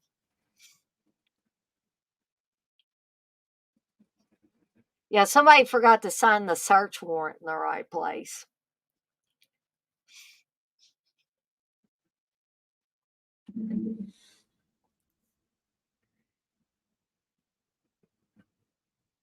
Hope says, Crater, the way you feel about the Elm Street remake is the same way I feel about the Child's Play remake. I wanted to walk out of the theater. I think I actually uh, end up saying, what the hell was that? Now, I did not like the Child's Play remake Have at not all. seen it, and honestly, I don't really have any interest because I took one look at what Chucky looks like in that, and I'm like, oh my god, that's terrible. Terrible. Um, because I absolutely love the Child's Play series. I even really like the Chucky TV series. Yeah, I like that better than the remake, for I sure. I like that in the Chucky TV series they have brought back a lot of cast members from the original films into it. They brought back, Alex Vincent. They brought back Christina Elise McCarthy that played Kyle in Child's Play 2. Jennifer Tilly is in it as well. I mean, they if you've watched Curse and Cult of Chucky, Fiona Dourif's character, she plays a part in the TV series, and she is such an awesome actress too, as Fiona Dourif is. And there's an episode of the Chucky TV series where they like do like a flashback thing with Charles Lee Ray, and she plays Charles Lee Ray in that episode. And she looks identical to what Yeah, Dad it's did weird, but yeah. 88 or whatever it was when the original Child's Play came out. Yeah. Crazy, so good. But yeah, Hope says, I haven't seen the remake since the theater. I wouldn't mind doing a commentary to torture myself. LOL. Definitely would be getting some gummies. Well, I would be glad to do that, but I hated that thing so bad that I didn't buy it. I didn't purchase it. But if I can find a for free version somewhere, I might consider doing a watch but along for it. not to get too much off topic here, but the speaking of Child's Play, this weekend was the Days of the Dead convention in Indianapolis. Now I've only been to the Days of the Dead convention one time. That was their first show back in 2011. I think I went a couple of times, me and Steve. But I did see some stuff on Facebook earlier today of a lot of people complaining about the Days of the Dead convention this weekend. Mm, Brad Dourif is their headliner, yeah. and um, just saying that the show was really disorganized this Huh. weekend because there was a guy that came on there and said that they went to meet Brad Dourif. They got in the show at 4:30 p.m. They went straight to Brad Dourif's line, and they said they did not get to meet Brad Dourif until around 11:30 p.m. Holy cow. So they were in line all that time? They said they didn't get to see anything else at the convention except for like hallways and the line they were in because they were only there for one day, and they spent 7 hours in line to meet Brad Dourif. And I'm like, oh my gosh! I said you would think they would have came up with a So did better. they have to go to the bathroom in shifts or something? I can't imagine. I don't think there's anybody in this world that I would wait 7 hours in line just to get their autograph. I really want to, you know, get a chance to get a photo with Robert England, even if I don't get anything else. But I don't even think I could stay in line that long for him. Well, you won't with that. With Horror Hound, it's done, and I know every convention conducts how they organize things. Like, it's done a little bit different, across the Right. board there with all these different conventions. But I know Horror Hound has been around longer than what Days of the Dead has, so they've probably seen it all. Do not know what mistakes that they've made in the past as far as these huge headliners come in and how to handle that.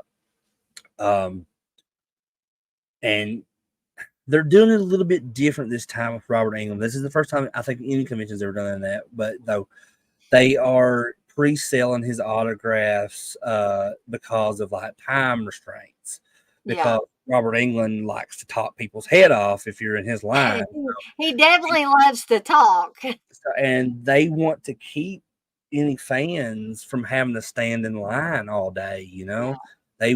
they want you to experience the rest of the convention. So um, in the past, they've done like the whole virtual queue thing, and Yeah. I think that works. That still works. That's how we met. Me and Cass met Christina Ricci because she was at Horror Hound one year, and we got the virtual queue ticket where we just had to come back at a certain time to get in her line. Right. I kind of get it though with Robert Englund though, because he is somebody that will just sit and talk and talk and talk and talk, and Mhm. um, so I guess we'll find out, Dana. We'll see how that Yeah, works. we'll see how this pans out because me and Steve and Chris and Candace are all going to Horror Hound in September. Reckon Noah will be there with us too. So I mean that's And Noah. he's big into the conventions now. I never thought he would be like that, but yeah, he loves it ever since that one he did last year where he dressed up as Dr. Loomis. He was a fantastic Dr. Loomis, I'll tell you. And he won that costume contest. He's just been like every time he finds out we're going to convention, he gets so excited and pumped up, and I love it. I love that he feels that way about Oh, it. his enthusiasm when I seen him at the last Horror Hound with you guys, his enthusiasm is contagious. So even if you weren't feeling as enthusiastic, you be around Noah for a few minutes. You'll be Well, he enthusiastic. gets that from both me and Candace. Like it's a combined because me and Candace are both passionate about stuff that we like and care about, and he so he gets that from both of us. So it's kind of like a double like Uh, enthusiastic thing with him. Because everything that he likes, he gets so excited about it. You know, with it don't matter what it is. So and I love that. I hope it's neither one of them's in Louisville. I'm not sure if you're talking about Days of the Dead or Horror Hound, but Days of the Dead is in Indianapolis this time, Yeah, I think. And they have it in several different places. They've had one in Las Vegas. They've had one, I think, out in Arizona. They had, I think they've had one in Chicago yeah, before. Chicago. Um, but they did one out, I think, in Los Angeles. Yeah, Um, so yeah, Days of the Dead is more kind of nationwide as far as their show goes because they do it. But Horror Hound has only well they've done it and like they did one early on. One of the earliest Horror Hounds was done in Pittsburgh, but that was the only one they ever did in Pittsburgh. And yeah, then they did one in Columbus a few times, I believe. But most of their shows have been in Cincinnati and Indianapolis, yeah. and the one upcoming is in Cincinnati. I think that's where they're going to be doing most of their shows for the time being because they had some um contract issues, I think, with the location in Indianapolis, and I think they're trying to work on eventually getting Horror Hound back to Indianapolis, but. Mm. Cincinnati for the time being. I think that's where the showrunners live anyway, so it's probably easier for them. So we're coming up to one of the big scenes of Glenn getting sucked into the bed, but we get this phone call where she hears metal screeching. And she's going to get another phone call too after she jerked the phone out of the wall. That's going to be even creepier. Um, Um, TJ's asking, what's Noah's costume this year? we don't. Well, yeah, we do know. We got to get started on that. Um, I don't want to say Chris it. We wants were it to be a surprise. because it's something. It's not horror related though. I'll say that. Oh, that's interesting too. Um, it's more sci-fi related actually, and me and Candace was actually the one that came up with the idea for it, and I said, "Oh my god, that's genius!" Because I don't know. I can't say much more about it because we want to be a surprise to everybody, but it's going to be really cool. Y'all have to wait till September, and I'm Yeah, we sure gotta get started on that soon because I think it's probably going to take us a while to make the costume, and the convention is just in like 2 months. Hope says, I'm not laughing at you, Hope. She says, the only way I'll go to Indianapolis for a con again is if they have the cast of the Fog remake talking about a film better than the original. Hope, I love you. God love you. Uh, but the only Fog for me is John Carpenter's The Fog. Mm. Of course, is the original. But again, I respect your uh, your opinion on that, though. Yeah, The Fog is probably one of my favorite Carpenter films, and Mhm. Carpenter is my favorite director. Um, so yeah, that's I don't even put the original and the remake in even the same sentence, uh, except this one. The one that I just said. Uh, but yeah, no, not a fan of the remake. Sorry.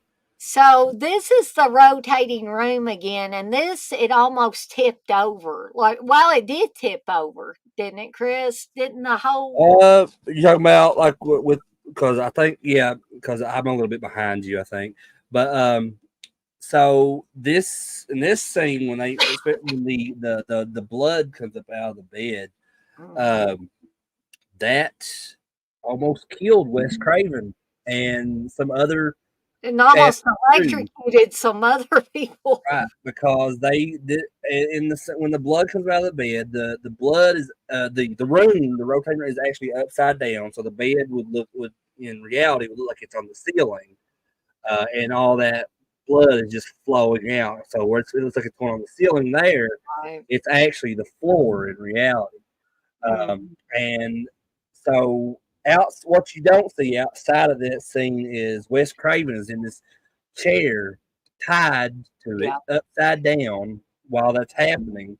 And yeah, so some of the fake blood got into some electrical units, I believe, and some wiring, Mhm. and it almost electrocuted a bunch of people.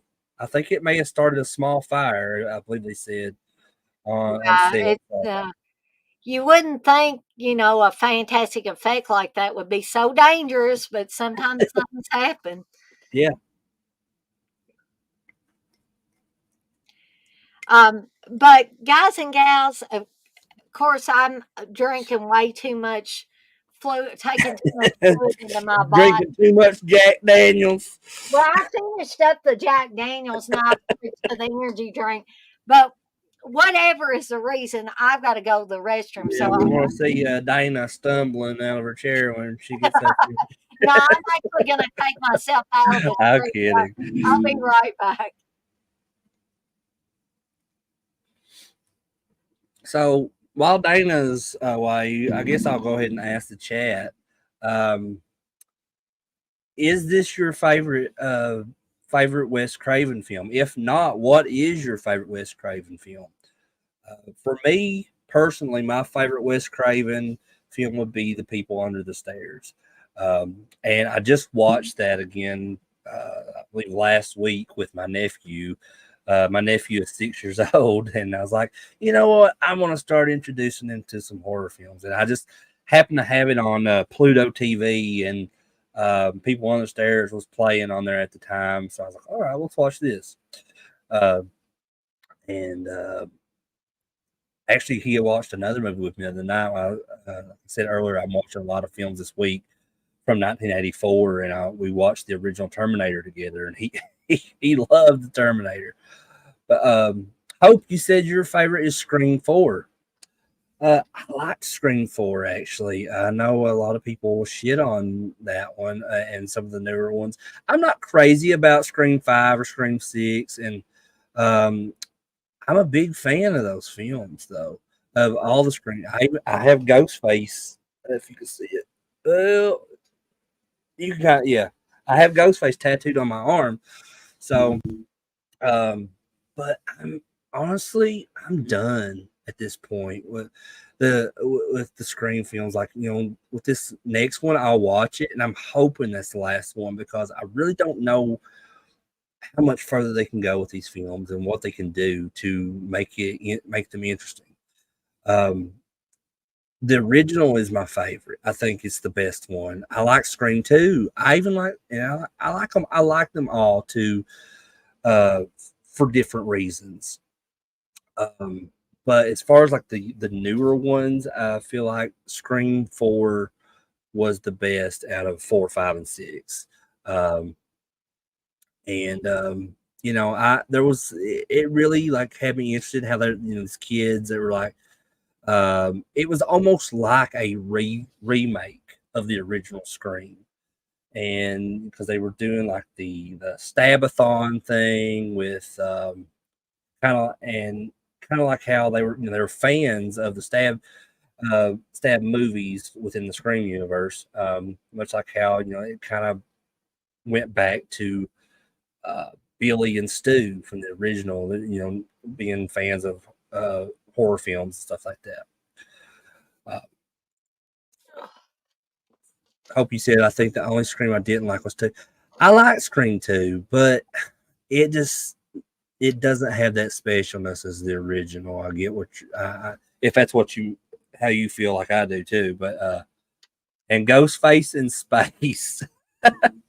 I'd watch it probably, but honestly, like I said, with the next one coming out, Scream 7, I'm hoping it's the last one because they just need to put that franchise to bed.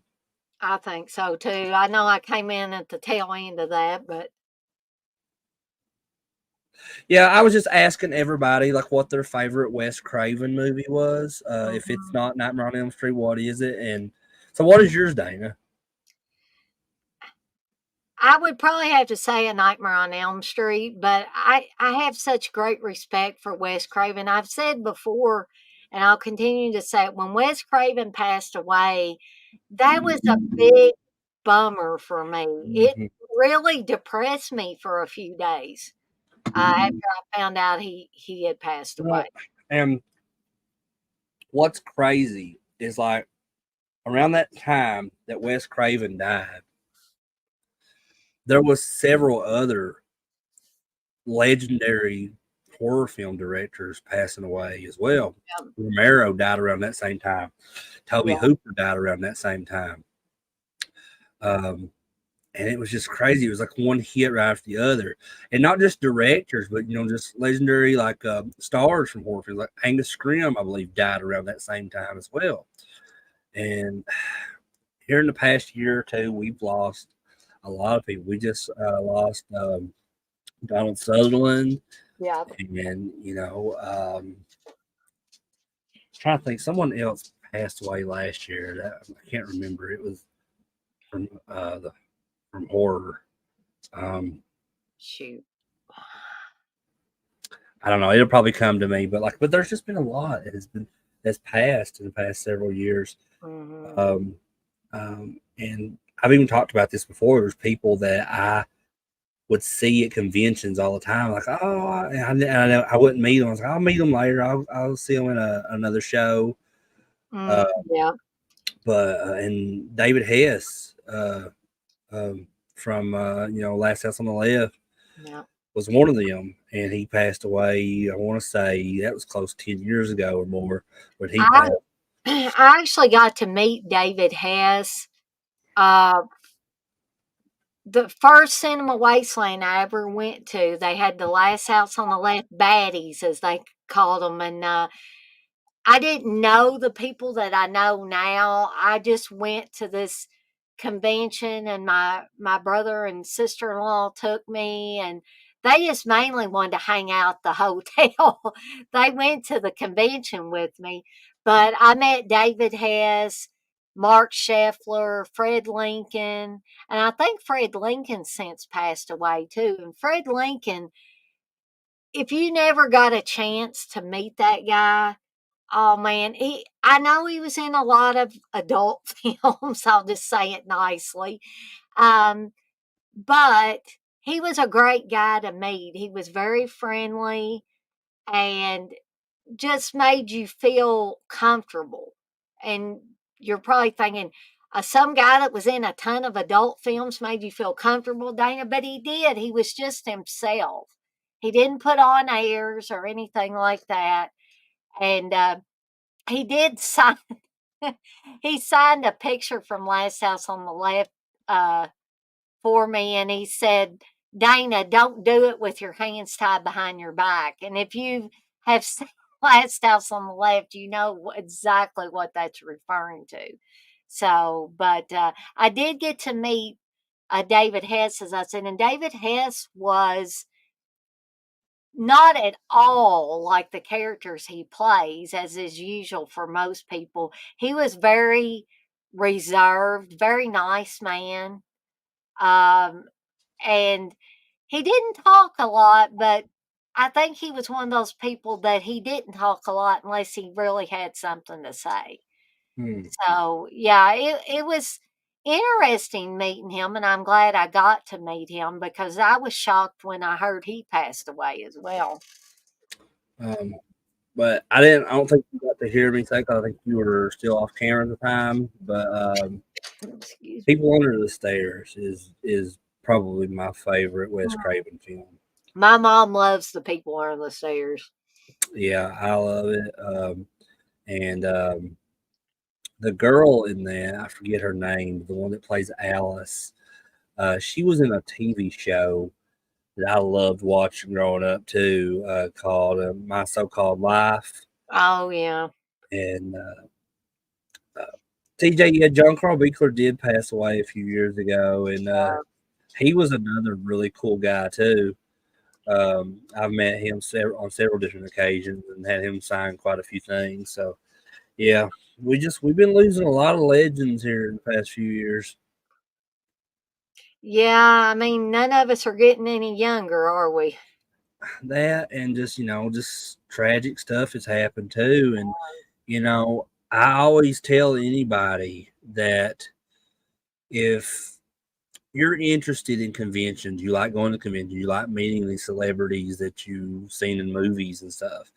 Um, take that opportunity. It might be expensive, especially nowadays. Mhm. Um, but take that opportunity to meet them while you can because you never know what's going to happen, after that.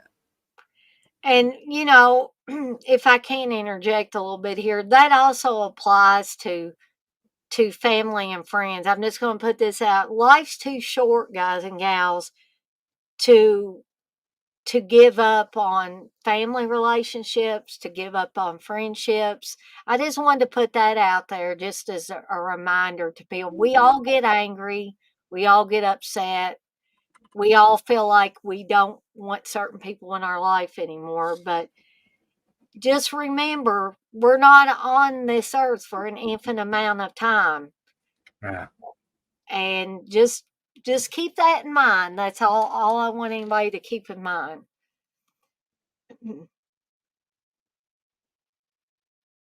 So we're going to find out, to get back to the movie a little bit, that that Nancy has finally pulled Freddie out of her nightmare and into the real world now.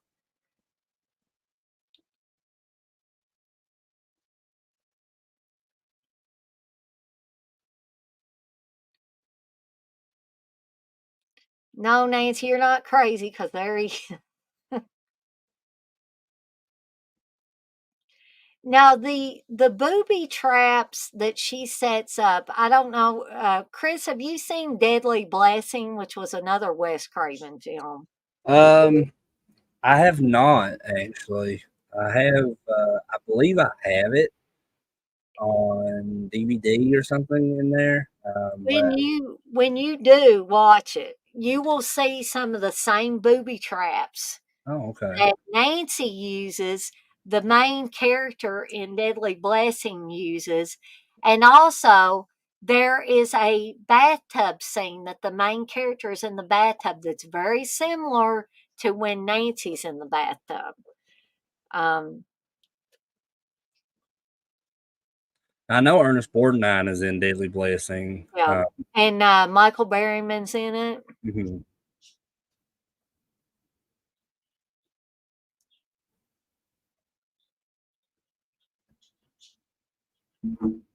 You know, I think I would have had a lot of fun with this scene had I been Heather Langenkamp and got to face off against Freddy Krueger. This is and the whole booby trap thing went for that she made for Freddy. Like this is like the Home Alone before there was a Home Alone. Yeah, this is the horror version of what Home Alone would have been.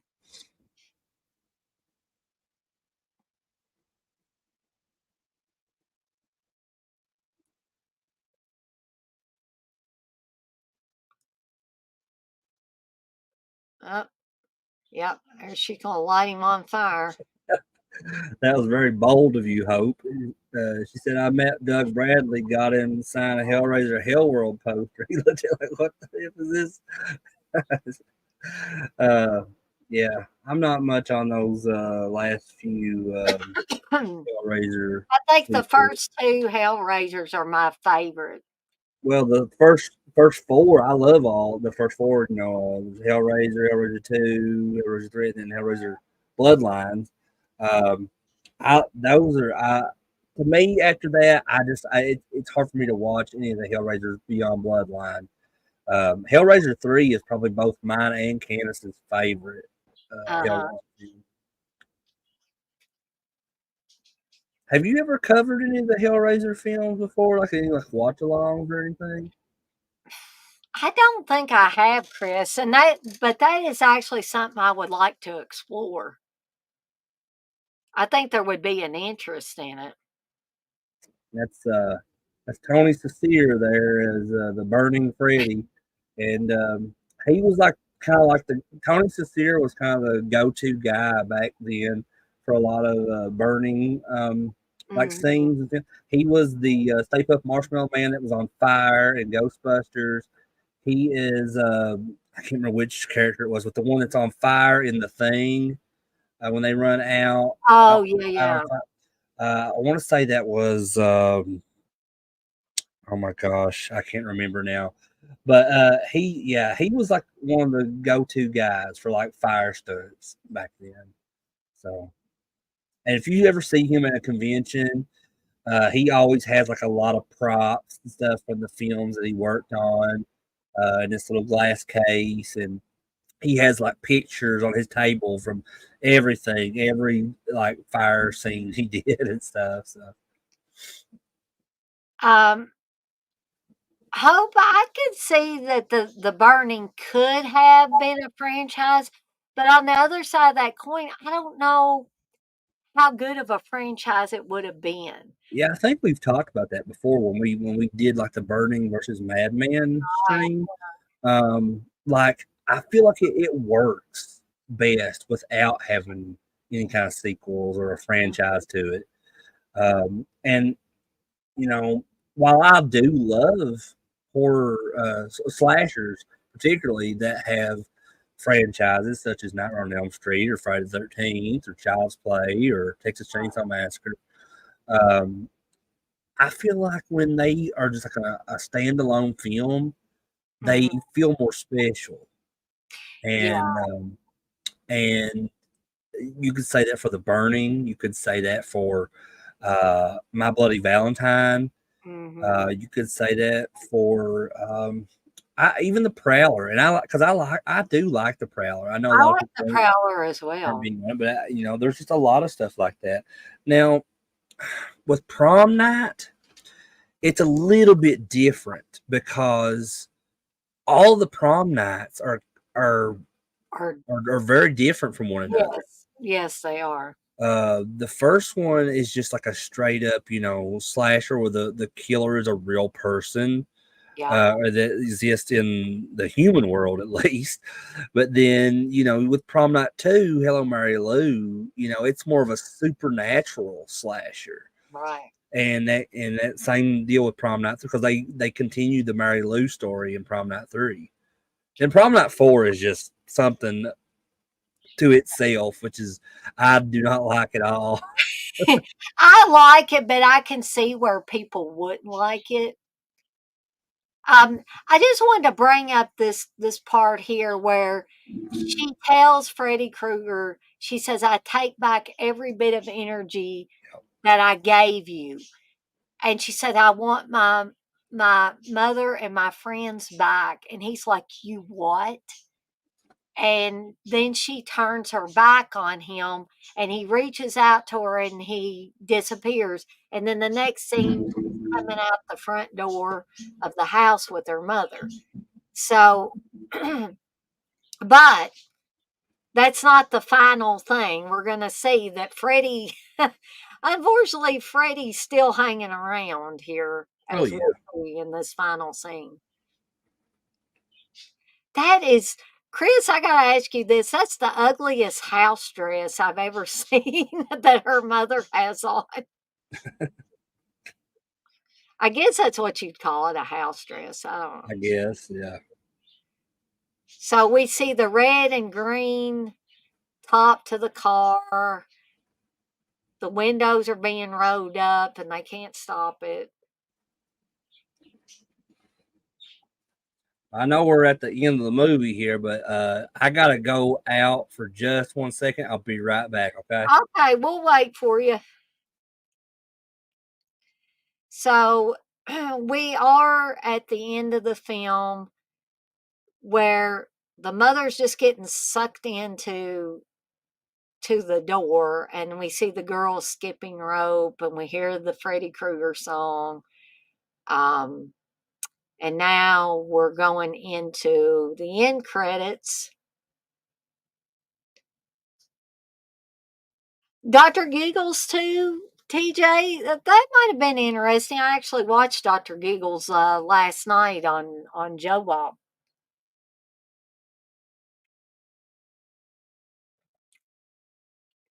Yeah, I think he is mentioned as Freddy a few times in the film.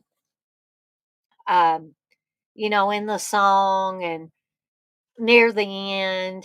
Um, I think her mother tends to call him Fred Krueger, and I think Nancy even does early on when she sees the name inside the hat, and she says, "Fred Krueger, Mom, Fred Krueger. Who is that?" You know, if you know who this is, you better tell me. But I hope that you guys enjoyed sitting around with me and Chris tonight watching this 40th anniversary special watch along for A Nightmare on Elm Street. I hope many, if not all of you, will tune in tomorrow night at 7 p.m. Eastern Time for Wes Craven's New Nightmare. Um, Also starting at 7. And no movie munchies this weekend. As I have said, I am taking a few months off from the movie munchies to rest and recharge and come up with new ideas and all of that. Um, as I said earlier, I do have a Discord now. I'm working on the Patreon. I haven't gotten it approved by the powers that be yet, but as soon as I do, I will be able to provide that link to you for the Patreon.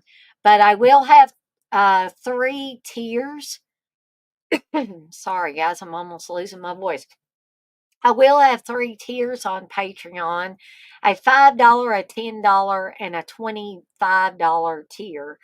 And with the $25 tier, you get all the things from the other tiers, plus you get your choice of a Deadites on Deck hat, a t-shirt, or a mouse pad. So it's your choice if you join the $25 tier on Patreon.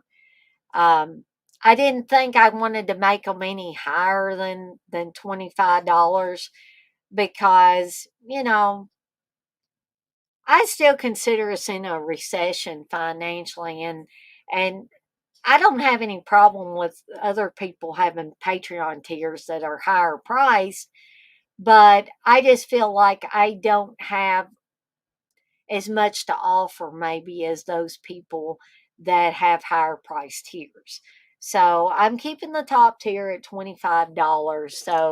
Um, so if anybody is interested in that when it finally gets approved and I can put it out there, um, that will be great. Some people have already joined the Discord. The Discord is free to join. So if you're interested in joining the Discord, I was going to see. Sorry, Dana, I'm back. Okay, I was just talking about the Discord. I was going to actually hold on a second here. Um, Well, I was looking for the thing where I could, and I never can. well, I just wanted to say that I appreciate you having me on here tonight and let me Yeah, watch Nightmare on Elm Street with you for the 40th anniversary, and enjoyed everybody in chat, Hope and TJ and X-Ray and yeah, Philip. He stopped by earlier, yeah, and Candace was in here for a little bit, and yeah. We uh, had a pretty full house, pretty yeah, a good few conversation. others. I really Some enjoyed new chatting with people everybody. in here. Uh, well, I can put that on there, Hope. I don't know if I've got. I think I do have movie reviews as an option for one of the tiers. It's probably for one of the lower tiers, Hope. So as soon as I get that link, as soon as Patreon approves my Patreon page, I'll be able to put that link out. What are the other tiers, TJ? Well, let me just click on this here. Um, so uh, hold on here. All right, so it the tiers are kind of like my tiers for joining my YouTube channel. So we have a seller deadite tier that's $5 a month, Mm-hmm. and what's included in that? So new members will be recognized via a monthly video shout out. And you'll also get the ability to vote on upcoming watch alongs and live stream topics. So the next tier is the Henrietta Deadite tier. That's $10 a month. Um, you'll get all the perks from the first tier. Plus, you'll get access to exclusive commentaries not available for general consumption, live members only chats, and an exclusive Evil Dead chick button. So then there's the Groovy tier that's $25 a month, and you get all the perks of the previous two tiers, plus the ability to request certain movies for the Deadites on Deck team to do watch alongs for, and your choice of an official Deadites on Deck t shirt, hat, or mouse pad. And I Mm. think that I meant to have something. Yeah, well, the ability to vote on upcoming watch alongs and live stream topics, I would say, Hope, that you can include, if you want me to review a certain movie, say, hey, Dana, this is what I'd like you to review a couple of movies. And And you talked about those mouse pads. Is it something that they would have to select from, like, or can they choose anything? Or well, right now I'm offering the Deadites on Deck oh, okay, I see. line. But if you think Chris and please feel free, anybody, Chris or anybody else, if you think it would be better for me to offer a variety of designs, Well, no, as far as that makes more sense the way you're doing it, like as far as like the tiers thing, as far for your channel, yeah, you should just stick with like that standard, like the Evil Dead chick thing that you got there. uh-huh. But I believe you should open up the option of like on the Deadites on Deck website, Uh, do the mouse pads, and they can do like you can either have like select images that you've chose, or maybe for an additional fee, have like do like a custom one. mhm. Well, actually, what I'm offering on the Deadites on Deck shop at deaditesondeck.com, any of the t-shirt designs that are on the site, you Mm-hmm. can have placed on a mouse pad. Okay. Or if you want a custom one, let's say there's one that you want, if you want to message me, and you can message me on the deaditesondeck.com website, there's a contact form you can fill out and say, hey, Dana, how much would you charge to put this image on a mouse pad for me? Right. Or this image on a t-shirt for me, or whatever you choose. Hope says prepare for Leprechaun in the Hood. Leprechaun in the Hood, Hey, okay. if you do Leprechaun in the Hood, I want to be on there too. Well, you know you're always welcome, Chris. I love Leprechaun in the Hood. It's so goofy, but I love it. I wouldn't Like, be against doing that because I think it'd be a lot of fun. I actually have this autograph that I ordered from Warwick Davis's website, and it's a picture of the Leprechaun, and the shot on the 8x10 is from Leprechaun 2. And like he's like standing there and he's holding like a bottle of whiskey or something. Uh-huh. And that scene from Leprechaun 2. But when I received it, which I was fine with, I thought it was hilarious that he wrote that. He wrote to Chris, a friend with weed is a friend indeed. I was like, that's from Leprechaun in the Hood. But I love it. If I knew where it was, I would go get it and show it to you guys. But it's untelling. I have so many different autograph 8x10s. Some of them are in folders. Some of them are just like put away in different places. Gosh, I don't know where some of my old autographs are even at. I mean, I've got stuff scattered everywhere. yeah, that's how my stuff is. I've just got stuff scattered everywhere. Mm. The definition of my life. Um, Hope says, I know originally they was going to do a Leprechaun in the Western. As a Western.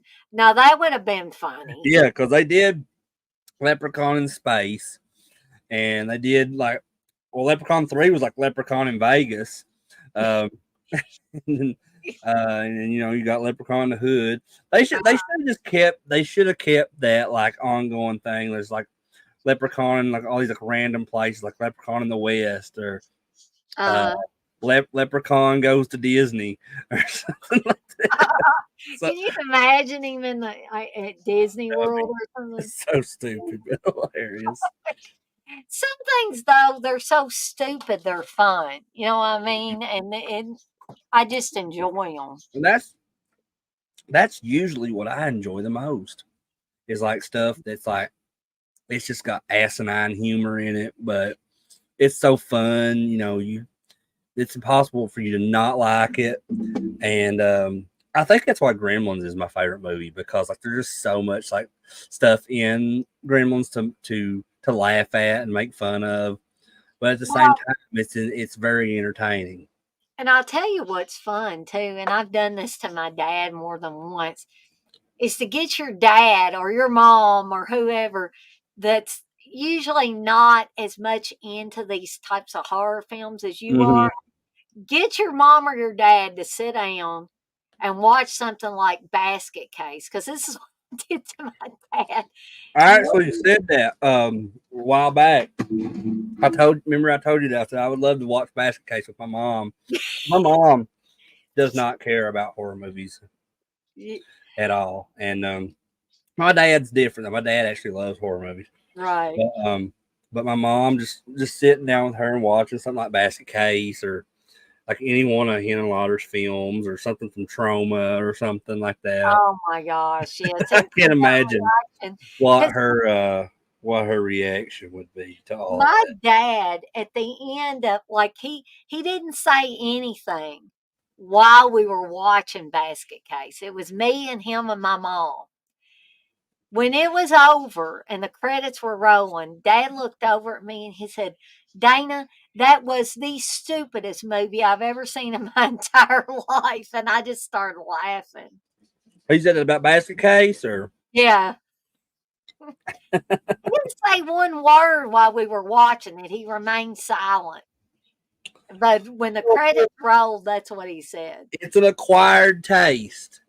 You know, it's not for Like- everybody, for It's sure. like green tea. It's an acquired taste. Yeah.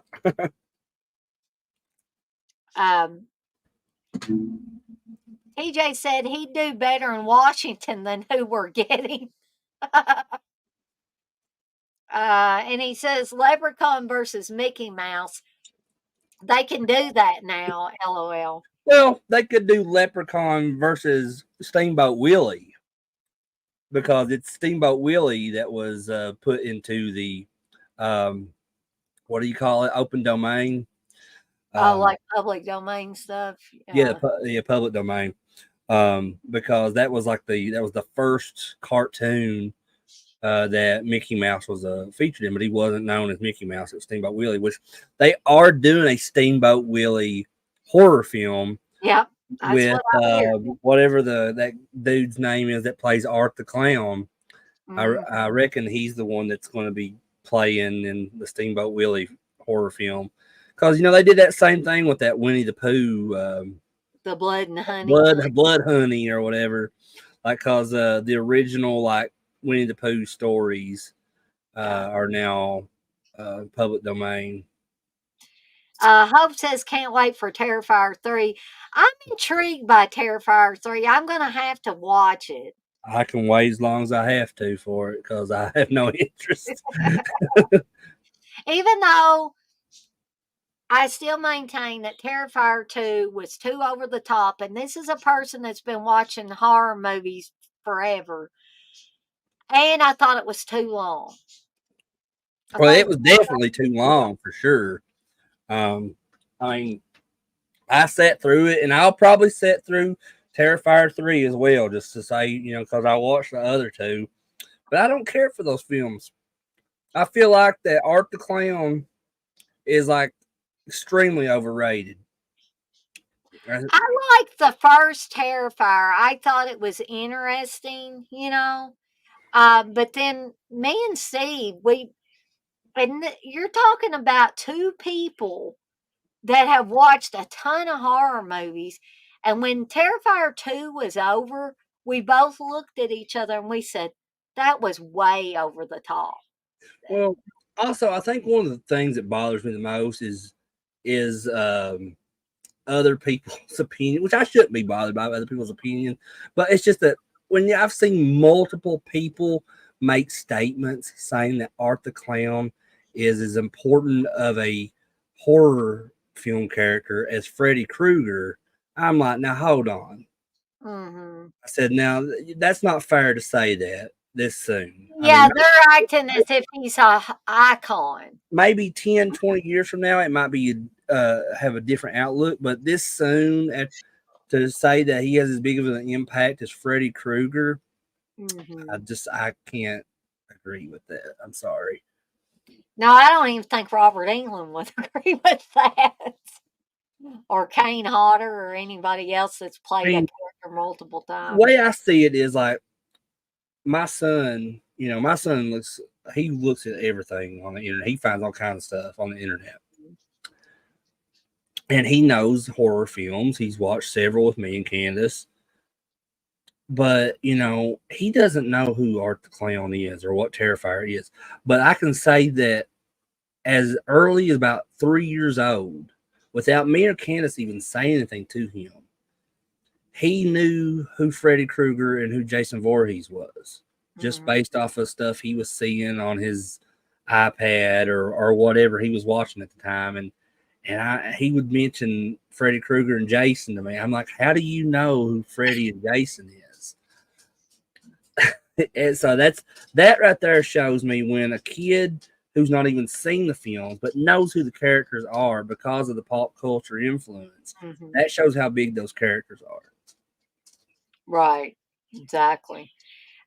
Now, Hope, I think that this is a very important statement that you made here. Hope says, I love Art the Clown. I say probably best modern horror character. Now, I could see that, especially with the younger generation, because with the exception of Noah and maybe a few other Yeah. kids that grew up with parents that knew, Freddy Krueger, Jason Voorhees, all of that type of stuff.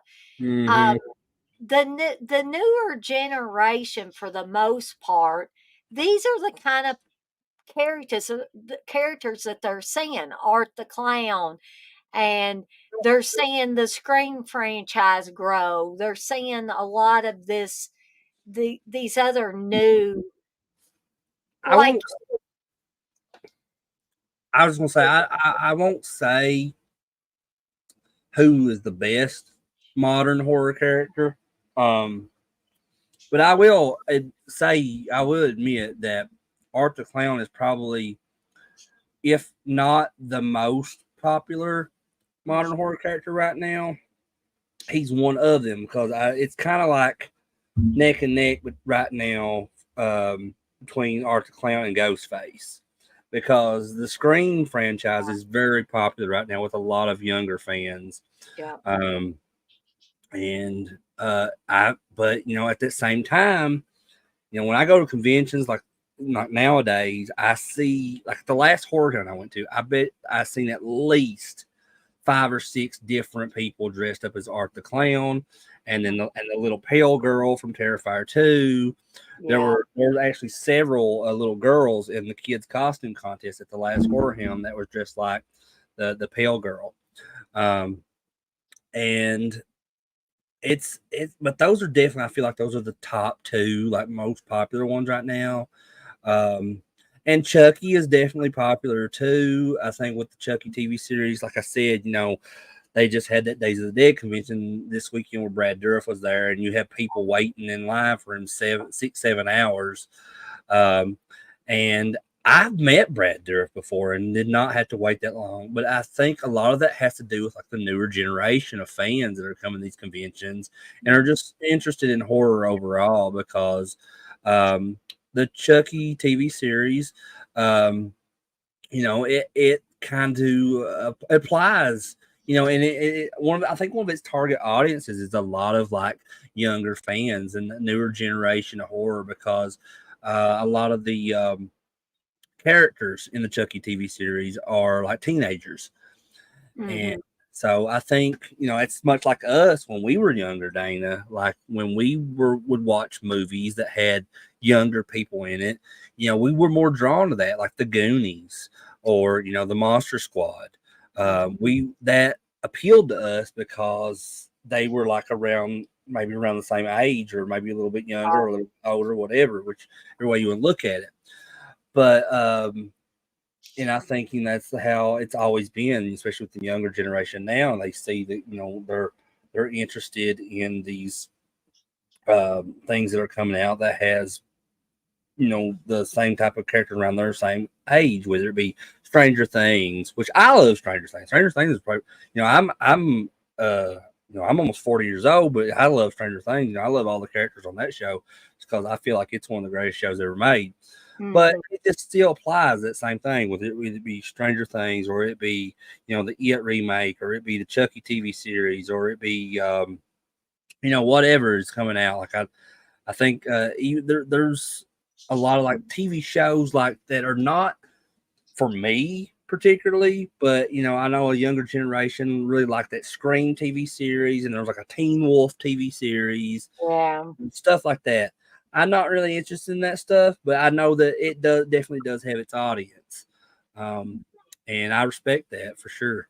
I didn't care for the Screen television series. I saw a little bit of it and I was like, Yeah, it eh, wasn't for me, but like I said, not everything has to be for me. I mean, there's definitely always going to be an audience for everything that comes out, no matter what.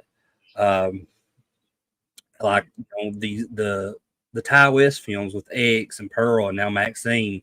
You Yeah. know, I've not seen Maxine yet, but I definitely loved X, and I loved Pearl. But like I mentioned earlier, I know those aren't for everybody. I know Joe doesn't like those films, uh, Right.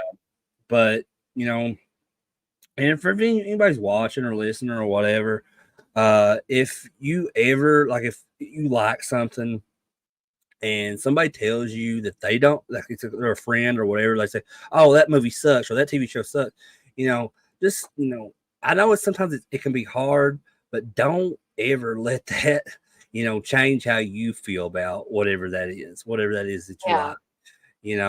Stay true to Don't even let it make you question it because uh, I used to do that personally years ago when if I liked something and I was passionate about it, or it'd be a movie or whatever, and then I talked to somebody else that had a very different opinion on it, it would make me question things like why do I like this so well? Or, it mhm. made me question like, it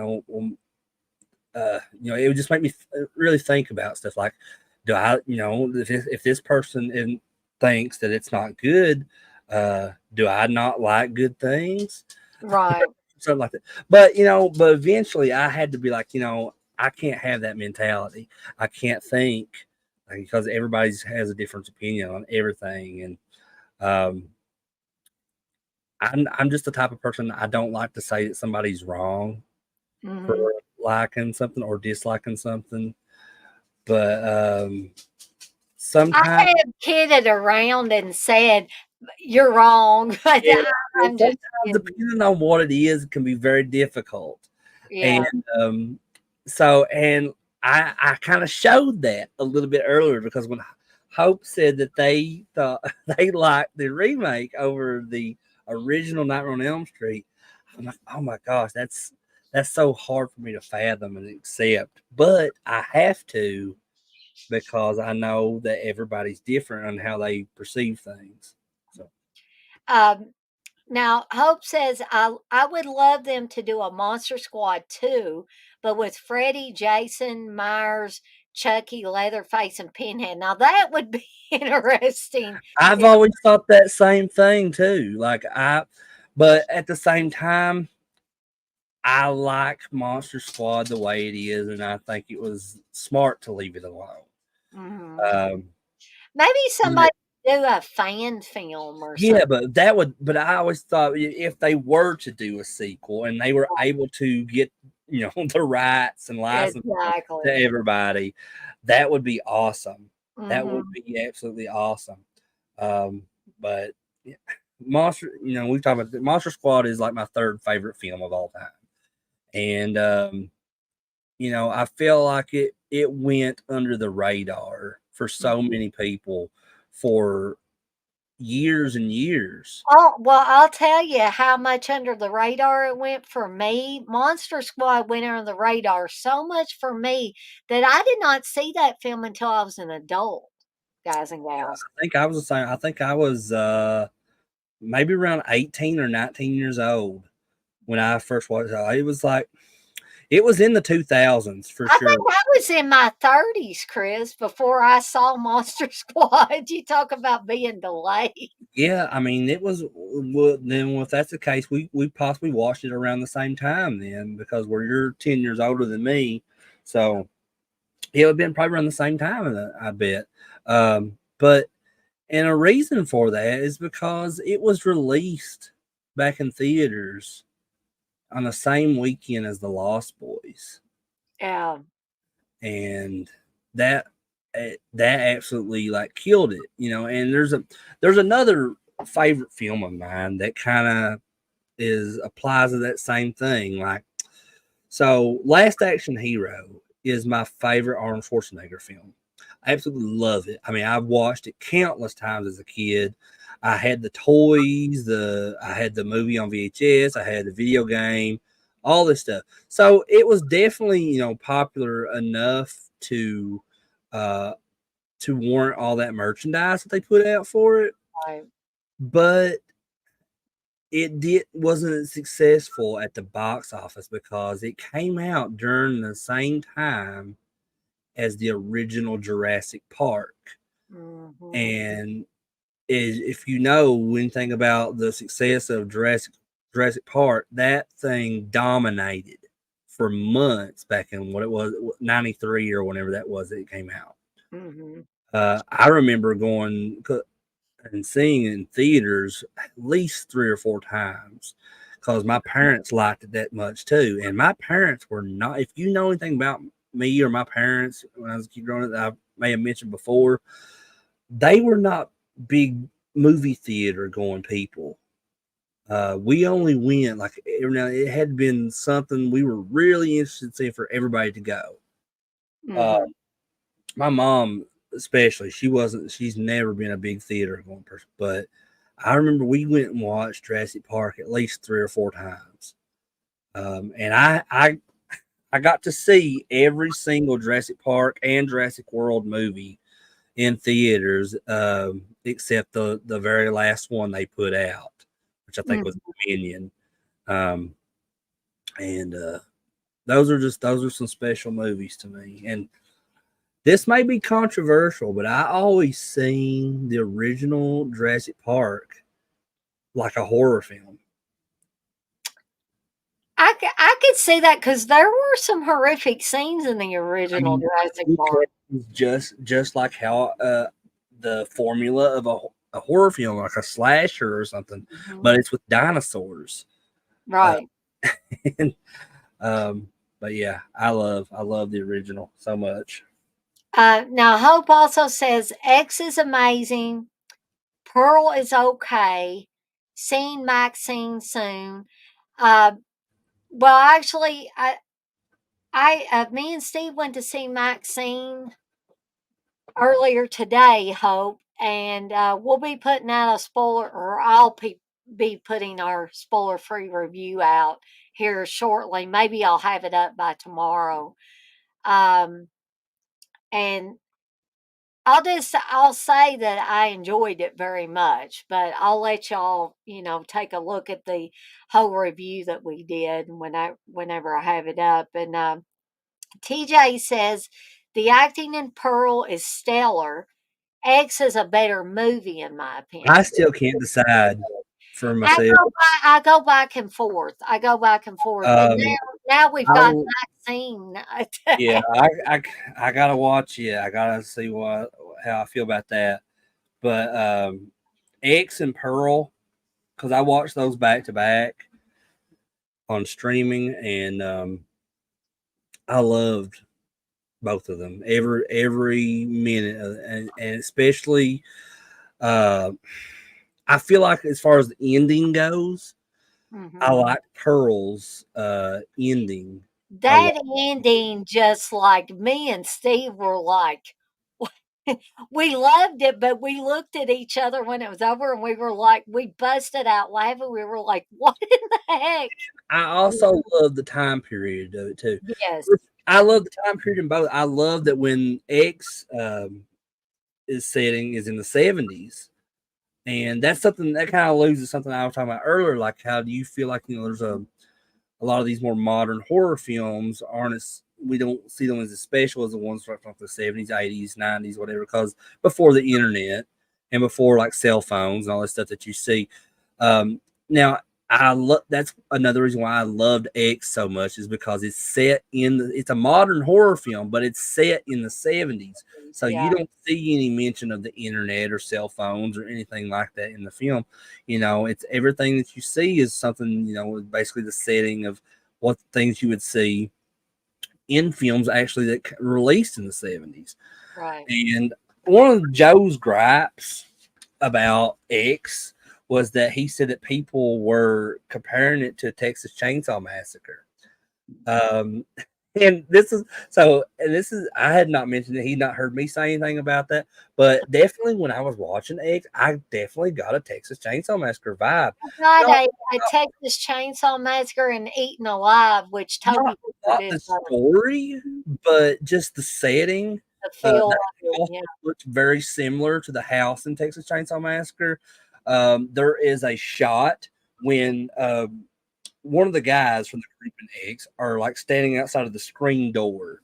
And Right. it's much like how William Vale's character is in the Texas Chainsaw Massacre when he's standing at the door. It's the same, Exactly. it's almost identically the same shot. And just, it's out in the countryside and everything. It's a little so as far as like story and everything, no, it's nothing like Texas Chainsaw Massacre. No, it's just the feel, the vibe of It's the setting, the some of the shot, like, and I feel like it was a tribute to that in a way, I think without so too. saying so, but it felt like a tribute to certain things about Texas Chainsaw Massacre. But Hope says, I hope Ty West continues and makes a franchise. Hope also says, seen X in the theater, probably hands down the best movie I've ever seen in the theater. And TJ says, when Pearl is talking to her friend at the end, Mia Goth should have been nominated for awards for just that speech. And I agree that and the very ending where her husband comes home. yeah, That was the scene that me and very Steve very were compelling. It is very compelling. I mean, that whole the all the dialogue and that speech at the end, it's one of those things like where it grabs your attention and you don't look away. You hang on to every word. mm-hmm. Um, and by the way, TJ, I did finally watch some interviews with Maya Goth and heard her real voice. it's I it's mean, it's strange, isn't it? Whenever I you like hear her voice her, better uh, in X and in yeah, Pearl. Um, just I guess because it kind of just sounds a lot to how I talk. It's a Southern accent. Uh, yeah, but I like her real voice too. She's a cool lady, man. yeah. I'm really I've only seen her in X and in Pearl, and I'm going to be watching Maxine here soon. Hmm. But I really foresee her, going far in the industry as far as getting a lot of I work. do too. Yeah. And I'm hoping, and I mean, this is just me being selfish, but I hope she sticks with horror films. Um, Well, I think she's made for if somebody can be made for a certain genre of films, Mia Goth is that. She's made for horror films. yeah, I really hope because, like because we don't have many of those anymore, like we did back in the '80s, like our Linnea Quigley's and Barbara Crampton's and Or you even Jamie Lee Curtis's. I mean, Jamie Lee Curtis and Adrian Barbeau and people like that. We don't. There's not. I think we're slowly kind of getting back there because my Goth with Jenna Ortega, with I think what's that one girl's name? Sydney Sweeney, I think is her name. oh, Um, and there's a few others like that are kind of up and coming. And within the horror genre, so I hope that they Hollywood sticks with that. I hope so too, because I'm liking that trend. And um, oh, I wanted to mention another movie that me and Steve should be going to see here soon, and we can do another Highway to Hell episode. And that's that Long Legs movie. Because I seen the Yeah, trailer for it today before Maxine. I was like, yeah, I gotta and see that one. and that one's going to be has got me intrigued as well. It should be interesting, And Nicolas Cage is in that one, Yeah. and that's another thing, man, that I wanted to mention is Nicolas Cage has kind of had like this career resurgence Hmm. in the past several years, especially with horror films, He's and kind of reinventing himself a little and bit. yeah, because there for a while, like it was like people would I knew people that would make fun of you if you liked Nicolas Cage movies, and because to be fair, he has not had the greatest acting in some of the films he's been in the past. Uh, and but and I wasn't a huge fan of him either, to be honest. I mean, I liked certain movies. He's in like Con Air, and I liked Raising Arizona and Gone in 60 Seconds and stuff like that. Snake Eyes, Face Off. Yeah. But like after a certain point, he was still doing movies, but it was like slowing down, and his worth in the industry wasn't as much as it used to be. Right. But like I said, in the past several years, he's just kind of had this resurgence, like you said, reinvent himself. And he's been involved with several horror films, like including this one coming up, Long Legs. He was in Mandy, and he's been. Now, I did not like Mandy. I didn't like Mandy at all, and I didn't like that. What was that other one he was in? Was it called Mom and Dad? Um, You know which one I'm talking about, I'm not Chris? sure, but I did like Mandy. I have to be honest. I did. That is Steve liked it, but I did not like it at all. I just I think, actually have the pop figure of Nicolas Cage's character from Mandy, and I think Joe Bob showed that one once. That's how I watched it. Was yeah, I believe he did. um, which they played that one I think around the same time as they played that movie Fried Barry. Did you watch that Oh one? yeah, that movie is bizarre. That That is that like, basically is like an adult version of ET is the way I've seen I it. could see that. I could see that It's definitely. very, very strange. But I remember my brother-in-law CJ watched that one with me, and he was just so freaked out by it. He's like, Yeah. I don't even know what the hell's going on. I was like, man, honestly, me either. Darcy wants to say hello to everybody. Hello, Darcy. You want to get in Mama's lap? You good girl, ain't you? Are you? TJ, same here, man. That's what I've done. I feel like that's the best thing you can do nowadays. Yeah. So Is you might want to wait to watch me and Steve's review until after you've actually seen it Yeah, I'm because gonna I'm gonna try to watch it sometime soon within the next week. But yeah, that's what I've been doing for a while now, man. Is whenever something's coming out that I'm interested in, I might see like a little screenshot here or there or something, somebody talking about it on Facebook. But as far as any kind of trailers, I stick away from them because I feel like trailers nowadays reveal too much about that the they movie. do. They definitely Uh, give away too much. Now, but one I have watched, I've watched all the trailers they released for it too, and I'm actually going later this month to watch it when it is released, and that's Deadpool and Wolverine. Me and Steve Um, are gonna see that one too. because that's one I've been super excited about, and it's comic book related, so there's really like not a lot of stuff that you can hide if you know about stuff from comic books that could possibly be in it anyway. And I follow a lot of like dirt sheet stuff about what rumors and stuff that's a characters that's supposed to be in the movie. And that's a little bit different for me from just like a horror film that has an original story it's never been adapted anywhere else, like Maxine. Like Right. I just all I know about Maxine is that my goth is returning as the Maxine character from X. It's a part of that trilogy, and that's all I need to know. Because and I did that same thing with what was it that came out? What was that movie called? Malignant. Did you ever see Malignant? Yes, me and Steve love that movie. So I avoided everything about that movie, trailers, everything, and I was like, all I had seen was the poster, and I believe it was James Wan was attached to it, Hmm. and I was like, that's all I need to know. I was like, that the poster looks cool. James Wan's attached to it because I was already a huge James Wan fan. I love Dead Silence. I love, I believe he was involved in the first couple Conjuring films. I believe so. Yeah. He was involved with, I believe, the first couple Saw films. And that's the first like two or three Saw films are the only ones that I like out of that franchise. Boy, TJ, you ain't wasting any time. He's already got his tickets for uh Yeah, I was well. let me tell you what happened. So a buddy of mine is going in Lexington to watch it, one of those IMAX theaters, and I thought I was too.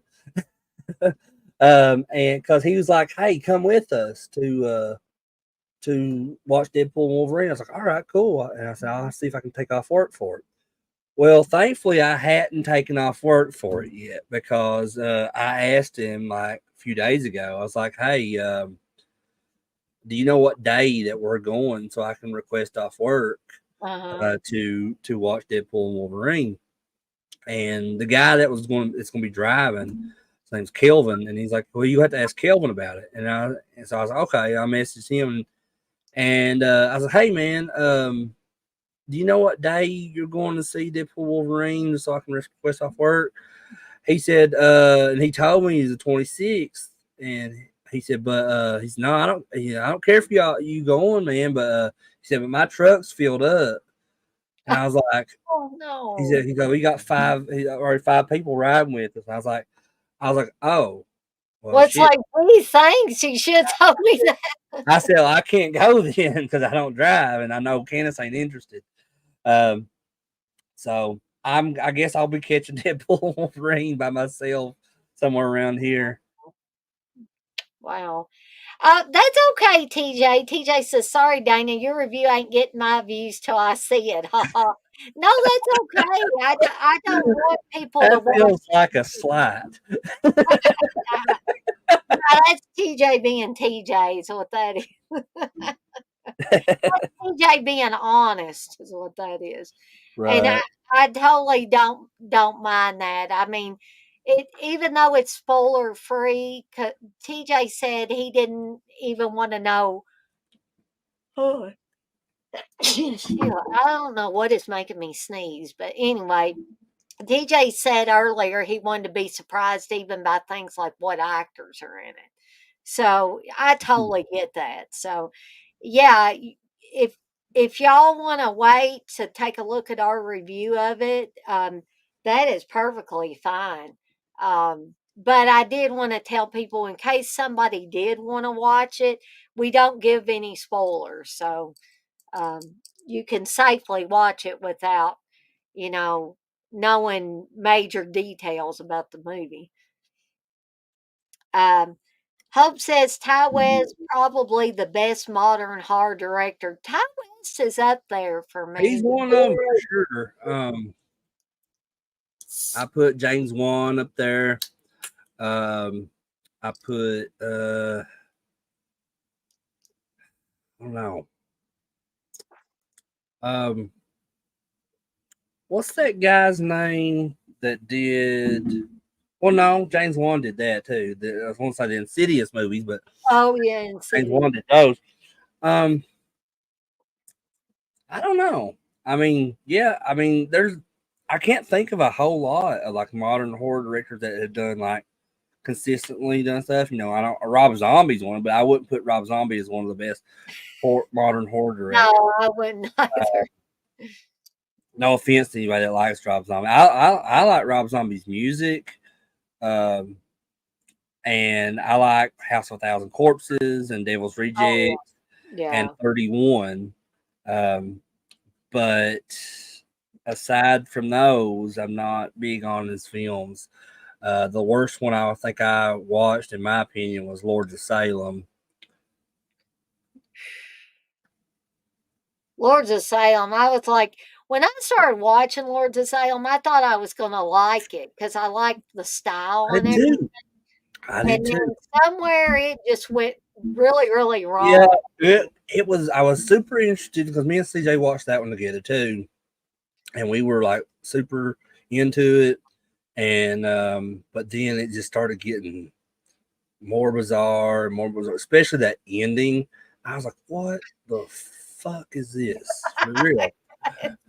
And Exactly. I didn't know what Zombie was trying to do with it. no, I really don't. but 31, I really liked it. Um, I I just thought the concept was super cool. I feel Mhm. like it could have been better, but I also and not I hate to spoil anything if anybody's never seen 31. So if you've never seen it, PJ, if you haven't seen 31, might just want to turn this off for just a minute because I just wanted to. Have you seen 31, Dana? I haven't. I didn't much care for it. I think my favorite um, Rob Zombie things are House of a Thousand Corpses and Devil's Rejects. I liked at the end of 31 that it's left open. Like you're expecting the. I don't want to say what happens in case somebody still listening that's not seen it, but like at the end of that, you know what I'm talking about. Like there's that the very end scene right before it cuts to the credits. It leaves it open, so you I mean you're expecting to something to happen there, but you don't really know because it just kind of cuts Right. to black without you seeing anything. Um, Some people so may be able to hear fireworks. People around here are still setting off fireworks, and you know they'll do that all week here in that's why Hamler. my poor dog is in my lap. She's trembling right now. Oh, poor thing. That's one thing. My dogs don't give a shit. They I they wish don't mine didn't. they don't care at all. I mean, because we were out right out next to the window where they was, other night shooting off fireworks, and that they have never it's never bothered them. At least they don't show that it bothers them. They don't do anything. But Candace has had dogs in the past that didn't like the fireworks, and they start trembling and stuff like how Darcy does and stuff, and it's understandable. Um, but I wanted to touch on what Hope said here.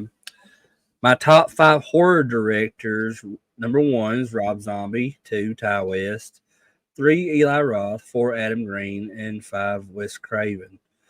So that's your top 5 horror directors of all time. Wow. So I'm shocked in a way, but I respect that because you are a bit young. I think you said you were born in '95. Now I have a friend that's about a year older than you, and so I'm not. That's why I'm not super surprised because he's the same way, Yeah. and he's like as far as the like horror films go, like he likes Rob Zombie's Halloween over the original. I think Rob Zombie's Halloween is his favorite horror film of all time. Um, I and respect that, but it still blows my mind. yeah, it is crazy for us to accept it sometimes, but just because we have very different feelings on that. But yeah, it's just like I said, he was born in '94. My friend Tyler, and he had never seen Ghostbusters up until about a year ago. He had Mm, never seen the Goonies. He had never seen Gremlins. He had never seen Back to the Future. right. A lot of these classic '80s movies, he had never seen. He had not seen the Karate Kid movies until Cobra Kai TV series came out. Wow. Which, speaking of Cobra Kai, the new season starts here in about a week and a half or something like that. Um, so I'm excited for that. I just finished rewatching the series again recently. But yeah, I thought Hope says I love Rob Zombie's Halloween. I will have to agree with him. It was better than the original for me personally. I think Hope has also said in the past that the original Halloween was overrated. Hope, feel free to correct me if I'm wrong on that. I mean that's if that's how you feel, that's how you feel. I mean, that's how I feel about the Terrifier movies. Um, I there's a lot of stuff I feel like it's overrated. Like um, I feel like The Exorcist is overrated. I know some people wouldn't agree with that, but yeah, Well, I don't agree with it, but I respect it. There's a difference between not agreeing and telling somebody they're stupid for their ideas and not agreeing and saying, but I respect your decision to not like something or think something's overrated. Um, I think, I really do think that the new Terrifier movie the Terrifier 2, I think it's overrated. I think it's extremely overrated, but I don't belittle anybody's opinion No, that no, that's that something is I can't do that because I mean, it's like, and now I'm gonna be honest with you, I did do that in the past. I have done that, and it's just something that uh, and Candace was really the one that helped humble me in yeah. that matter because and ever since I've been with her, I don't do that because I remember, and I don't think she would mind me telling this, but like me and her early on in our relationship when we were just dating, we went to see the Fright Night remake, Mhm. and we kind of got in an argument over after the movie because she was saying that uh, she liked it better than the original. Uh-huh. And I couldn't like fathom that in my mind. I couldn't accept that. But now, like after like so many different things, like that we've had discussions about when it comes to movies, like I get it now, and Mhm. I have more respect towards people and their opinions on stuff, Right. and because it was very narcissistic of me in a way too, and I can openly admit that I was being narcissistic when I felt like only my opinion mattered, and I was like that with Steve, and I was disrespectful of Steve.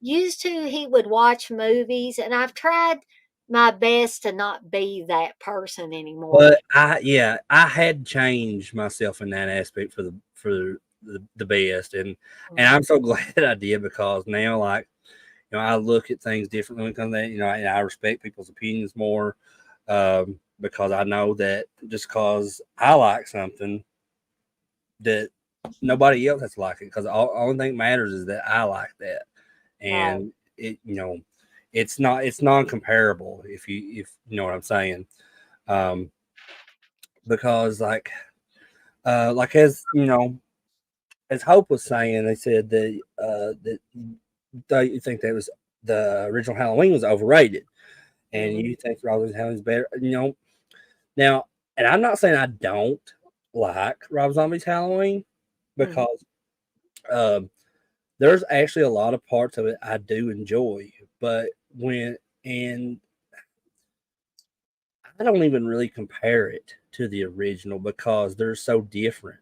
I mean, there are things that are similar between those two, but Rob Zombie's Halloween almost feels like a completely different movie because in it you see more of Michael's backstory as a child.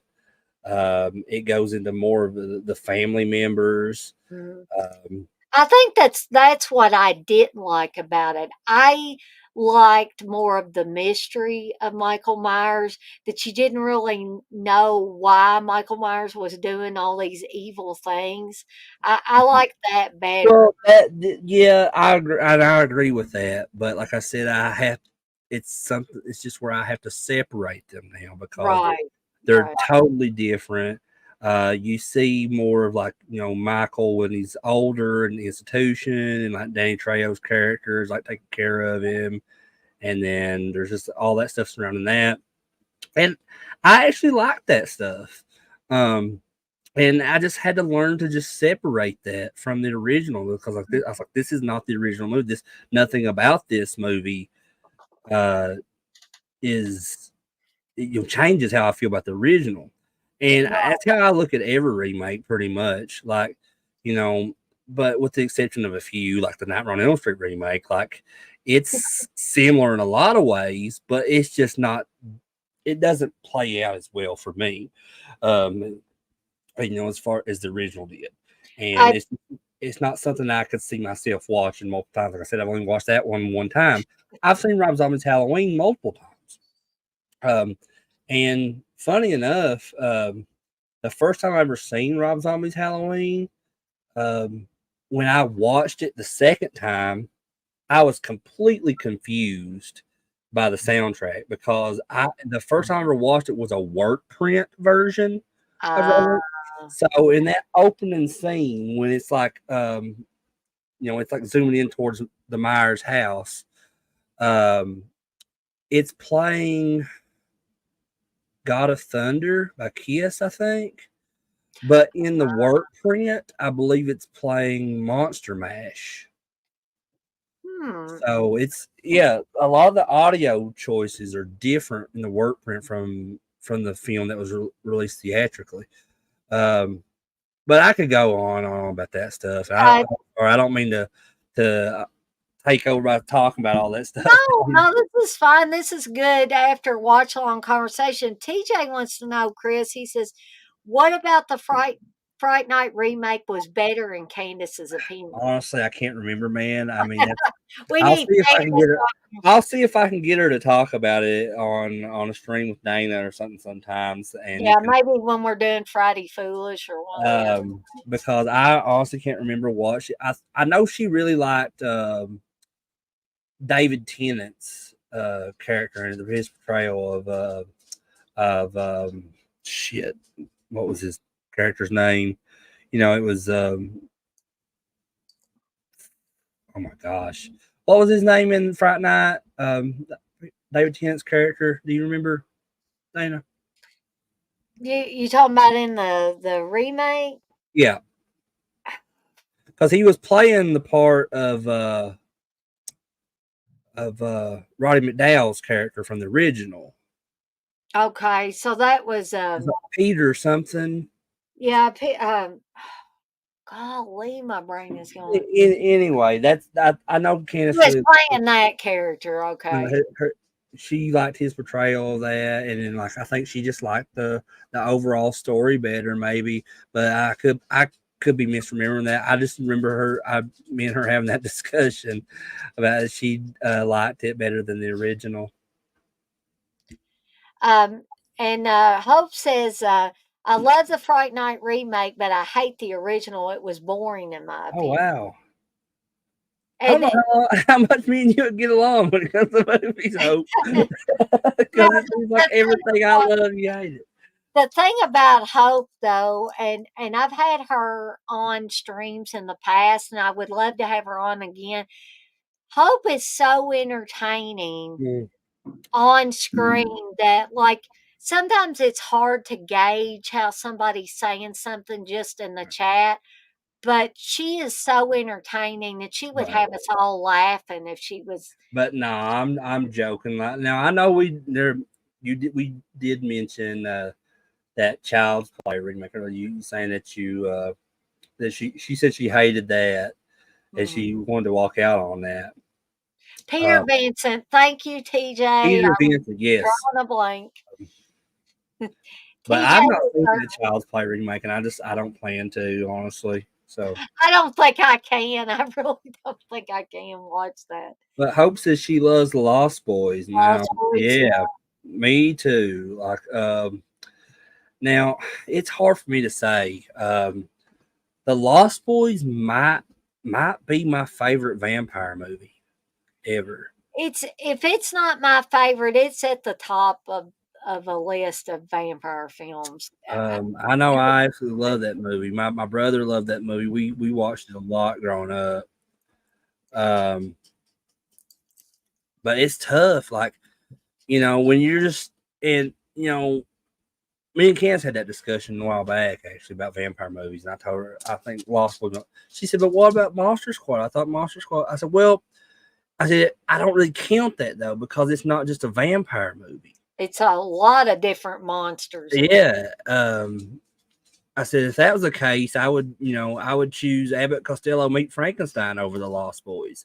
But I can't do that because it includes Dracula, it includes the Frankenstein's monster, it includes Wolfman, Yeah.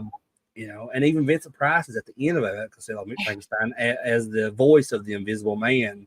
Mhm. So yeah, but as far as just a strictly vampire film, I would probably the Lost Boys. I know the original Fright Night's up there for me. I also like Bram Stoker's Dracula a lot. I like the Christopher Lee stuff. Yes, yeah, I Uh, love those. Christopher Lee's Dracula. I mean, some people will say, "Well, what about Bela Lugosi?" I enjoyed Bela I Lugosi do as Dracula, too, but but Christopher Lee is my favorite yeah, of. my favorite portrayal of Dracula is also Christopher Lee. I think that's my dad's favorite too because my dad is always like asking me. He's like, "Hey, do you have this? Uh, you have Horror of Dracula, or you have Satanic Rites of Dracula, or something like that." You know, that's my dad. My dad's favorite is Christopher Lee, and because he likes. I think the reason he likes Christopher Lee Dracula the best is because my dad also was a big fan of Peter Cushing, and I love Peter they Cushing. worked with one another a lot in a lot of those Hammer horror films, not just the Dracula films, but they are also together. I think in what was it, Curse of Frankenstein, where Peter Cushing plays Dr. Frankenstein and Christopher Hmm. Lee is the Frankenstein's monster. Right. Um, but Uh, yeah, Now, Hope brings up a very good point. She says, I'm honestly shocked they have not remade it yet, talking about the Lost Boys, I believe. Yeah, I kind of hope they don't, but remake what, The Lost Boys? the Lost Boys. Yeah, I mean that they did those sequels like they did Lost Boys, The Tribe, and Yeah, whatever that other one where Corey Feldman came back for I think the second one, and then like at the end of the second one, Corey Haim's character is in that as well as a vampire, and right. then I believe in the third one they got Jameson Newlander to come back as the other Frog brother. Yeah, yeah. But yeah, that honestly, like what she said there, is that is kind of shocking that they have not remade that as of yet. I mean, that doesn't mean that they haven't tried. There's possibly it could just be like a licensing issue or something there. Could be. Because I'm not who owns that? Is it Universal or Sony or one of them companies? I think owns the rights to Lost. If it's Sony, that I wouldn't be surprised because I know how hard Sony is to deal with licensing and stuff because Right. that whole deal it's been going on for years between Sony and Marvel about the rights to Spider-Man is just ridiculous. Mhm. Now, TJ brings up an important point too. He says remakes are going to exist.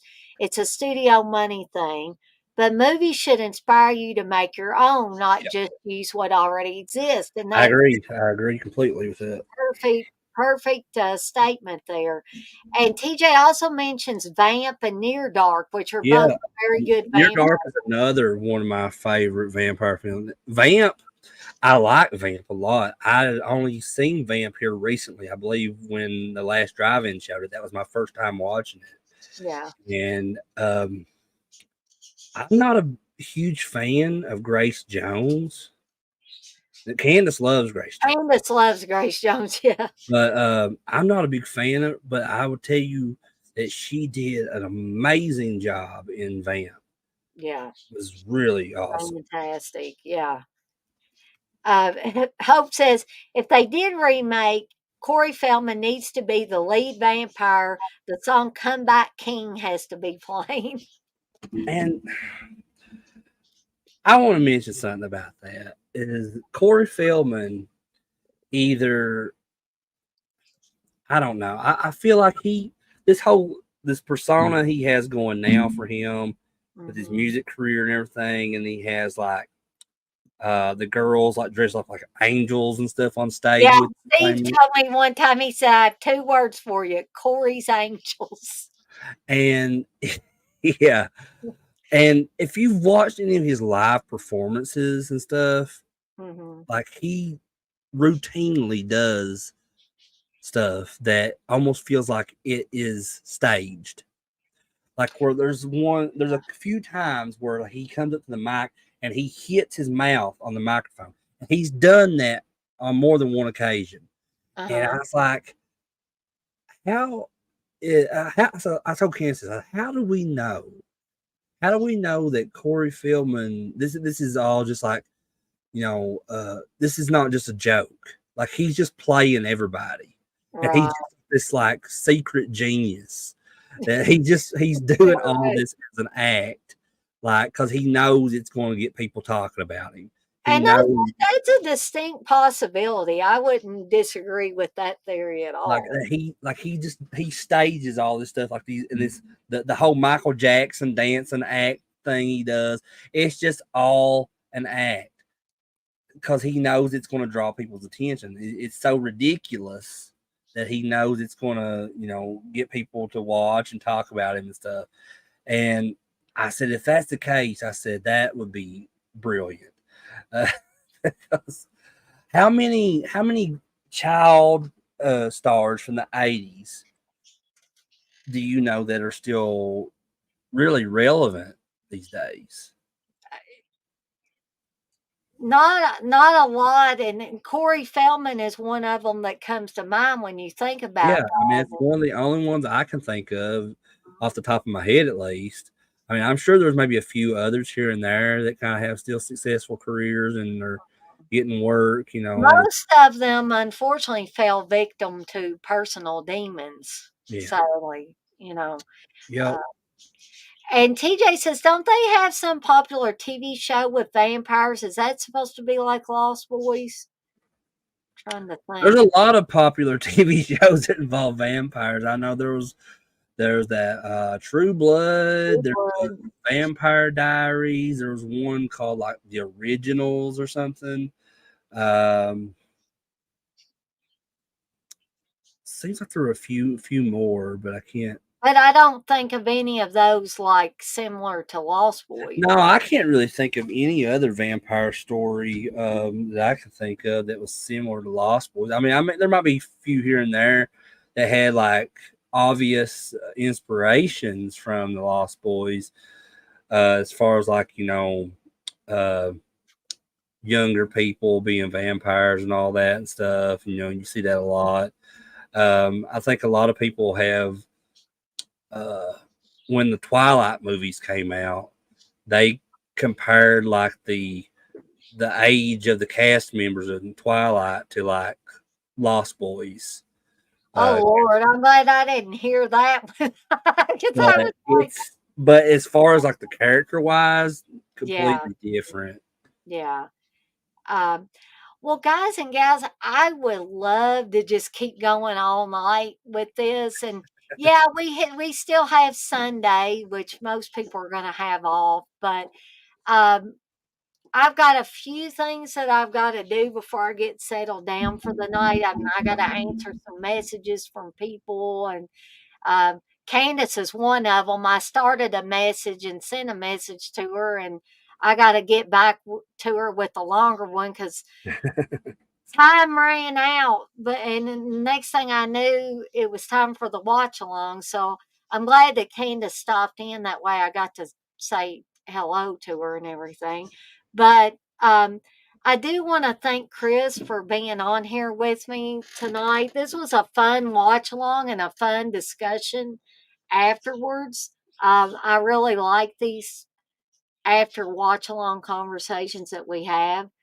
Um, TJ does say Matthew Broderick married S.J. Parker. He's the most successful because of that money.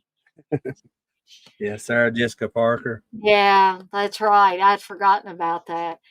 But I also want to thank everybody that was in the chat tonight. We had I thought, a pretty active chat. It was good to see TJ back in here. Hope was in here. Candace stopped by. Phil was in here earlier. X Ray. Um, we had a couple of new people that popped in. So I was very pleased that all of y'all joined us at one time or another for the 40th anniversary Nightmare on Elm Street watch along. And that the discussion continued even after the movie was over, which is great. So I hope that all of you will be able to join tomorrow night for Wes Craven's New Nightmare. I'm going to be doing a watch along for that. And Chris, I'll make sure I send you the link. Oh Um, yeah. If for some reason it gets too late or something, I'll message you if you forget or something. that's always a good idea because I know I was sitting around thinking today, Chris. I said, crap. I didn't send Chris the link for Friday Foolish. And I always try to do that, and I was like, "Oh, man, Chris is gonna think I don't want him to pop on there," and I always No, no, I know you get busy, Dana, and and you I got think what I was thinking is, "Oh, I gotta hurry up and get that sent to Candace, or she won't have a way to join," and then I was like, I just totally just forgot, after that, but anyway, I guess me and Chris are gonna call it a night for tonight, until tomorrow night when Wes Craven's New Nightmare will be on the menu for the watch along, mhm. and yeah, I think that's all I got to say. Other than me and Chris are off like a dirty shirt, and I'll do my original tagline that's going to be I promise you guys and gals, it's going to be on a shirt eventually, in case anybody wants that on a shirt. I want to remind everybody to be kind to one another and blaze that trail. Have a fantastic rest of your Saturday, and let's as I say sometimes, kick out the jams for Sunday. I don't want to say kick Sunday in the ass, because that's a kind of a holy day. I don't know if God would want me to say that. But let's kick Monday's ass when it comes Yeah, for real. Let's you go to hell Monday. No, because a lot of us got to go back to work on yeah, Monday, and I it have to for sure. morning comes very early for me. I And need a vacation here soon, Dana. I can't really take any more vacations for a while. I guess going to Horror Hound in September will be kind of like a That's what I'm saving my days up for. Is that I'm gonna probably take a vacation around that time and just like, and then that way I don't have to worry about going back to work after Horror Hound's over. yeah. That's a good idea. I might actually do that too. I just need to make sure I've got a couple of days so I can take off for Yeah, Halloween and the day after Halloween. yeah, I've got about a week of time off saved up right now, so I'm just Yeah, I think I've got a week left too, but I'm going to have to spread it out for the rest of the year. But anyway, me and Chris are out of here for tonight, and we'll see everybody next time. Y'all take care of yourself, and we'll hopefully see everybody tomorrow night at 7 Eastern time. So, bye, everybody. bye bye.